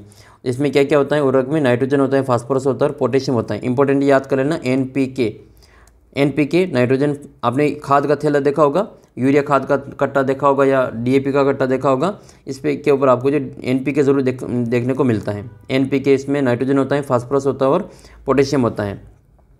आपने देखा होगा तो उसको आप ज़रूर देखना, विजिट करना। उसके ऊपर लिखा होता है 46% नाइट्रोजन, 46% उसके ऊपर नाइट्रोजन लिखा होता है। यूरिया खाद का कट्टा देखना। तो इनका जो उपयोग है वो अच्छी कायिक वृद्धि और इसके लिए किया जाता है, स्वस्थ पौधों की प्राप्ति के लिए किया जाता है, उत्पादन बढ़ाने के लिए इसका उपयोग किया जाता है। खाद डालने से जो उत्पादन बढ़ता है लेकिन शरीर को नुकसान भी पहुंचाता है। उर्वरक का उपयोग बड़े ध्यान से करना चाहिए। इसका सदुपयोग इसकी खुराक का उचित समय पे करना चाहिए। उर्वरक देने से पहले सावधानी अपनानी चाहिए, और कभी कभी उर्वरक जो अधिक सिंचाई के कारण पानी में बह जाता है और उसका फ़ायदा उसको नहीं मिल पाता है। फिर आता है इसमें आपकी सिंचाई। तो सिंचाई की जो भारत में जो अधिकांश जो खेती है वो वर्षा पर डिपेंड करती है। ठीक है, तो अधिकांश जो फसलों को क्षेत्रों में जो फसल की उपज समय का मानसून पर और वृद्धि जो उचित वर्षा पर डिपेंड करती हैं, और इसके कारण है जो कम वर्षा होने पर जो फसल का उत्पादन भी कम होता है, और फसल के वृद्धि काल में उचित समय पर सिंचाई नहीं मिलेगी तो फिर फसल का उत्पादन भी वंचित हो सकता है। तो सिंचाई के लिए जो अलग अलग प्रकार की साधनों का प्रयोग करते हैं, जैसे कुएँ का प्रयोग करते हैं, नहरों का प्रयोग किया जाता है। ठीक है, नदी जल उठाव प्रणाली का प्रयोग किया जाता है। इसके अलावा इसमें तालाब का प्रयोग किया जाता है। इसके अलावा फसल उत्पादन में जो फसल का पैटर्न काम में लिया जाता है, जैसे मिश्रित फसल है, मिश्रित फसल में क्या होता है, 2 या 2 से अधिक फसलों को एक साथ उगाते हैं तो उसको मिश्रित फसल कहते हैं। जैसे गेहूं और चने की फसल को एक साथ उगा रहे हैं, गेहूं सरसों को एक साथ उगा रहे हैं, मूंगफली सूरजमुखी को एक साथ उगा रहे हैं, तो इससे क्या होता है कि हानि होने की संभावना कम हो जाती है, क्योंकि फसल के नष्ट होने से फसल उत्पादन की आशा बनी रहती है। एक फसल अगर ख़राब होगी तो भी दूसरी फसल उसका जो उत्पादन दे देती हैं। फिर आपके अंतरा फसलीकरण है, 2 या 2 से अधिक फसलों को एक साथ उगा करके एक निश्चित पैटर्न में उगाया जाता है, जैसे मक्का और सोयाबीन है, बाजरा और लोबिया है, यह आपके एक प्रकार के अंतरा फसलीकरण का उदाहरण है। तो ये आप इसमें फसल के जो उत्पादन प्रबंधन में लिखेंगे। फिर दूसरा आता है फसल सुरक्षा प्रबंधन। तो फसल सुरक्षा प्रबंधन का मतलब क्या होता है, जो खेत होते हैं इसमें फसल खरपतवार, कीट और पीड़क रोगों को प्रभावित होता है। यदि समय पर रहते हैं अपने खरपतवार को या पीड़कों को नियंत्रित नहीं किया तो वे फसलों को बहुत हानि पहुंचाते हैं। खरपतवार क्या होता है, जो फसल के साथ में अनावश्यक घास उग जाती हैं, पौधे उग जाते हैं, उनको अपन क्या कहते हैं, खरपतवार कहते हैं। और खरपतवार जो होते हैं वो कृषि की भूमि में जो अनावश्यक पौधे होते हैं, जैसे ये आपकी खरपतवार है, गोखरू जिसको जैंथियम कहते हैं, गाजर घास बहुत खतरनाक पौधा होता है ये गाजर घास जो सब जगह पे फैल रहा है आजकल, और बहुत ही खतरनाक चीज़ें, एलर्जी होती है इससे लोगों को, और गाय भैंस भी इसको या पशु कोई भी इसको नहीं खाता है। इसको पार्थेनियम कहते हैं। मोथा, इसको साइरेनस रोटेंडस कहा जाता है। अच्छा, ये गाजर घास जो इसको कांग्रेस घास भी कहा जाता है, ये अमेरिका से आया था। जब गेहूं मंगवाए गए थे भारत में, उसमें गेहूं के साथ में अमेरिका ने जो बदमाशी करके ये गाजर घास के बीज उसके साथ में डाल दिए थे, ताकि भारत का जो उसमें उत्पादन कम हो और उसमें भारत की जो एक प्रकार की बीमारी भेज दी थी। तो ये भारत में जो अमेरिका से आया हुआ एक पौधा है। जबकि जो गोखरू होता है, आपने देखा होगा जैंथियम जो आपने देखे होगा आजकल खूब जगह पर देखने को मिलता है। जर्मरी जो होती है, इसको अपन देसी भाषा में जर्मरी कहा जाता है ना। जर्मरी आया था ये, और इसको जो कोलकाता में एक सजावट के पौधे की सजावट के रूप में लाया गया था एक गार्डन में, लेकिन बाद में इसके जो बीज वो खूब फैलते गए और आजकल जो हर जगह पे जो ये पौधा आपको देखने को मिलता है। विशेष तौर पर मेवाड़ में तो आपको खूब देखने को मिलता है। मेवाड़ का जो इलाका है इसमें आपके चित्तौड़, उदयपुर, वहाँ पर तो ये पौधा आपको खूब देखने को मिलता है। इसके फूल आते हैं, लाल फूल आते हैं, सफ़ेद फूल आते हैं, 2 तरह के इसके फूल आपको देखने को मिलता है, और चारों तरफ इसके जो पौधे आपको देखने को मिल जाएंगे। गोखरू जैंथियम इसको कहा जाता है। तो खरपतवार जो होते हैं वो पौधे को और स्थान प्रकाश की जो स्पर्धा को करते हैं, और इसके जो सूक्ष्म जो पोषक तत्व होते हैं उनको भी जो खा जाते हैं, और जिससे कि फसलों की वृद्धि कम हो जाती है। और अच्छी फसल की पैदावार के लिए प्रारंभिक अवस्था में खरपतवार को खेतों से निकाल देना चाहिए। कीट पीड़क 3 प्रकार के होते हैं और पौधों से आक्रमण करते हैं। ये मूल तने पौधों को काट देते हैं, या दूसरा है कि पौधे के विभिन्न भागों को कोशिकीय रस चूस लेते हैं। तीसरा, तने और फसलों को छेद करके उसको फसल को खराब कर देते हैं, फसल का उत्पादन कम हो जाता है। पौधों में जो रोग है वो बैक्टीरिया, कवक और वायरस जिससे कारकों से फैलता है, और ये जो फैलता है आपके जो पौधे जो रोग होता है वो बैक्टीरिया, कवक, वायरस के कारण फैलता है। ये मिट्टी, पानी, हवा के द्वारा उपस्थित इन माध्यमों के द्वारा फैलते हैं। खरपतवार कीट रोगों का नियंत्रण कई विधियों के द्वारा किया जाता है। सर्वाधिक जो प्रचलित विधि है वो आपके पीड़कनाशी रसायन का उपयोग करके, आजकल जो केमिकल का उपयोग करके, मीरा एगोतर नाम सुना होगा आपने। मीरा एगोतर एक आपके जो खरपतवार नाशी एक है जिसका उपयोग जो फसलों को जो खरपतवार होता है उसको हटाने में किया जाता है। या फिर शाकनाशी, कीटनाशी, कवकनाशी इसका उपयोग भी किया जाता है। बीज या मिट्टी के उपचार के उपयोग करते समय भी हमें जिसका उपयोग कर सकते हैं, लेकिन अधिकतर का जो प्रयोग है वो पौधे के उगने के बाद में इसको किया जाता है। यांत्रिक विधि के द्वारा भी जो खरपतवार को हटाया जा सकता है। निरोधक विधियाँ जैसे समय पर फसल उगाना, उचित क्यारियाँ तैयार करना, अंतर फसलीकरण, फसल चक्र खरपतवार को नियंत्रित करने में सहायक होता है। पीड़कों को नियंत्रित करने के लिए प्रतिरोध क्षमता वाली किस्मों का उपयोग करें, और ग्रीष्म काल में अगर गेंद की जुताई हो जाएगी तो भी आपके जो खरपतवार है वो नष्ट हो जाता है। तो प्यारे विद्यार्थियों, ये पूरा पेपर आपके लगभग 16 हो चुका है। अधिकतर प्रश्नों के उत्तर मैंने आपको बताएं, फिर भी कोई प्रश्न छूट गया हो तो किसी और वीडियो में इसको कवर कर लेंगे। और ये पेपर 2024-25 में हुआ है। ये जो विद्या भारती शिक्षण संस्थान है वहाँ पर होते हैं। आपके पास भी कोई ऐसे पेपर हो तो आप मुझे इस नंबर पर भेज सकते हैं। और बच्चों, अब ये वीडियो बन चुका है 1 घंटे और 33 मिनट का, और गला जवाब दे चुका है। ये तो शुरू पहले ही दे चुका था, लेकिन फिर भी हिम्मत करके मैंने आपके लिए वीडियो अपलोड किया है ताकि आपकी तैयारी प्रभावित न हो। और ये काफ़ी इम्पोर्टेंट वीडियो था आपके लिए। अगर आपने यहाँ तक वीडियो देखा है तो निश्चित रूप से आपको फ़ायदा मिलेगा, और यहीं से आपकी जो प्रश्न आपकी परीक्षा में देखने को मिलेंगे। खूब सारे आपकी जो तैयारी करें, खूब सारे मेहनत करें, अपना जो स्कोर है इस बार जो 100 में से 100 नंबर लाने का है, तो ज़रूर पूरा होगा। इसको अपन बहुत अच्छी प्रकार से कवर करेंगे और मैं आपके लिए और भी वीडियो अपलोड करूंगा बच्चों। इनका वार्षिक परीक्षा के खूब सारे पेपर आपके ऐप के अंदर उपलब्ध हैं, तो आप उसको डाउनलोड करके अच्छे से पढ़ सकते हैं। और आप अगर 99 में टेस्ट सीरीज ज्वाइन करना चाहते हैं तो आप ज्वाइन कर सकते हैं, इसमें खूब सारे पेपर मिल जाएंगे। और आप 99 अगर आप अफोर्ड कर सकते हैं तो बहुत ही कम आप जो नाम मात्र की शुल्क है ये, इतना तो हमें जो रोज़ाना है जो या फिर महीने 2-3 दिन में जो इसको खर्च कर देते हैं। लेकिन आप जो शिक्षा के लिए खर्च करेंगे तो आपको फ़ायदा ही मिलेगा। इसको एजुकेशन के लिए अगर आप इन्वेस्ट करेंगे तो ये आपके वेस्ट नहीं होंगे। 99 में आपको खूब सारी चीज़ें मिलेगी। इसी प्रकार से आपको जो अगर आप जो इसको परचेज़ कर सकते हैं तो आपको ले लेना चाहिए, ताकि इसमें आप जो मेरे को भी सपोर्ट मिलेगा और मैं आपके लिए और वीडियो इसके माध्यम से आपके लिए उपलब्ध करवा पाऊँगा। तो प्यारे बच्चों, मिलते हैं आपको अगले वीडियो में। ऐप के अंदर जो टेस्ट सीरीज उसको आप ज़रूर विजिट करें, उसमें खूब सारे पेपर मिल जाएंगे और ये पेपर की PDF भी आपको अपने ऐप के अंदर मिल जाएगी। तो अब गला बिल्कुल भी जवाब दे चुका है, आपको आवाज़ से ही थोड़ा पता चल रहा होगा। तो बस आपसे यही रिक्वेस्ट है कि आप मुझे सपोर्ट करें, वीडियो को लाइक शेयर सब्सक्राइब और कमेंट करके, और चैनल को सब्सक्राइब जरूर कर लेना बच्चों। अपना ऐप इसके ऊपर आपको जो टेस्ट मिलेगा, तो टेस्ट का जो लिंक है वो अपने व्हाट्सअप ग्रुप में मिल जाएगा, तो व्हाट्सअप ग्रुप को ज्वाइन कर लेना। व्हाट्सअप ग्रुप का लिंक वीडियो के नीचे डिस्क्रिप्शन बॉक्स में दे रखा है। और प्लीज़ आपसे रिक्वेस्ट है कि अगर आपको थोड़ा भी मेरे जो काम है वो पसंद आता है, यहाँ पे जो मैं आपको समझाता हूँ थोड़ा बहुत आपको समझ में आता है, अगर आपको अच्छा लगे तो प्लीज़ अपने कक्षा के जो बाकी बच्चों को भी ज़रूर बताना, क्योंकि आपके अधिकतर बच्चों को, कक्षा के बच्चों को इसके बारे में पता ही नहीं है। तो प्लीज़ मेरी आपसे हाथ जोड़ के रिक्वेस्ट है कि ये मेरा थोड़ा सा काम आप ज़रूर करना, अगर आपको लगे तो, है ना, लगे कि यहाँ पर जो मेहनत की जा रही है आपके लिए वीडियो बनाए जा रहे हैं। बाकी आपने देखा होगा मैं कोई 10-15 मिनट का वीडियो बना करके आपको जो गुमराह नहीं कर रहा हूँ, आपको सारी चीज़ें यहाँ पे कवर कर रहा हूँ, क्योंकि समय लगता है बच्चों। आपको ये खुद आप जो इसको पढ़ते हैं तो आपको ये पता चलता होगा कि किस प्रकार से जो ये सारी चीज़ें करने में समय लगता है। मैं इस वीडियो को बनाने में, ये आपको लगता होगा कि ये 1 घंटे और अभी 35 मिनट का वीडियो है, लेकिन इस वीडियो को बनाने में मैं बैठा सुबह 7 बजे, ठीक है, सुबह 7 बजे से बैठा हूँ और अभी समय हो रहा है 10 बज रही है। जब मैं ये वीडियो एंड कर रहा हूँ तब ये जो समय है वो आपके 10 बज रही है। लगभग इस वीडियो को बनाने में मेरे को 3 घंटे लगे। कितना घंटा?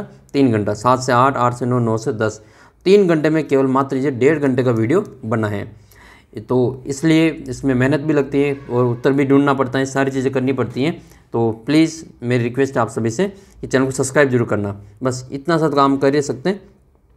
मैं आपसे कोई आपका जो एकलव्य की बात है, जो द्रोणाचार्य की बात है, आपसे कोई अंगूठा तो मांग नहीं रहा हूँ, आपको तो नकली अंगूठा देना है, केवल लाइक का बटन दबाना है और अपना जो प्रतिक्रिया है जैसा भी आपको अच्छा लगे वो आप जो कमेंट सेक्शन के माध्यम से प्रतिक्रिया देवे, कमेंट करें, तो मैं आपसे वही मैं आपके जो प्रतिक्रिया देंगे उसी के माध्यम से मैं आपको जो यहाँ पर जो वीडियो अपलोड कर पाता हूँ।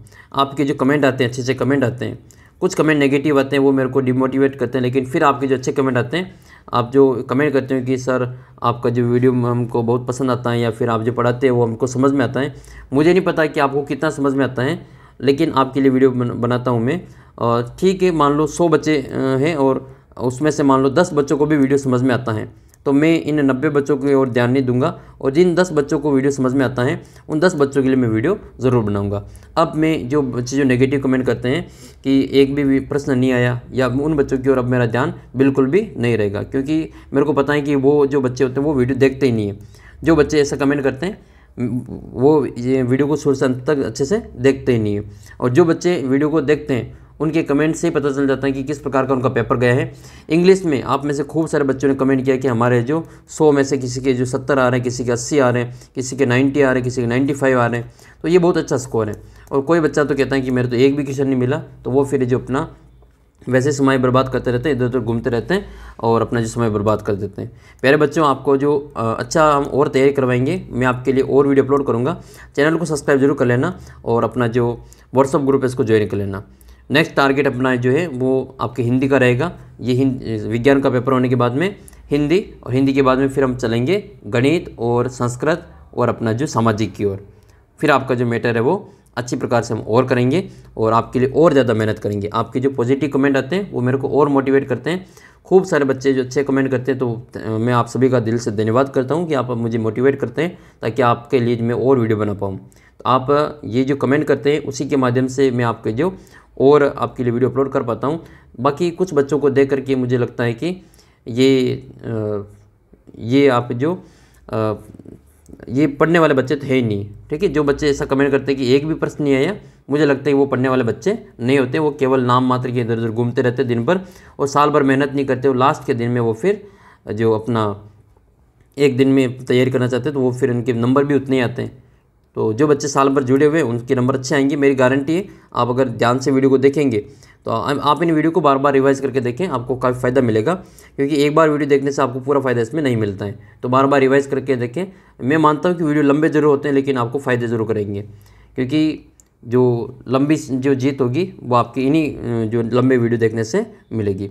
मिलेंगे प्यारे बच्चों आपको अगले वीडियो में। खूब ज़्यादा बातें कर ली आपके साथ में, और भी हम बातें करेंगे। कभी बैठ के हम नेक्स्ट वीडियो में कभी हम आपके पेपर हो जाएं फिर हम बैठ के बातें ही करेंगे।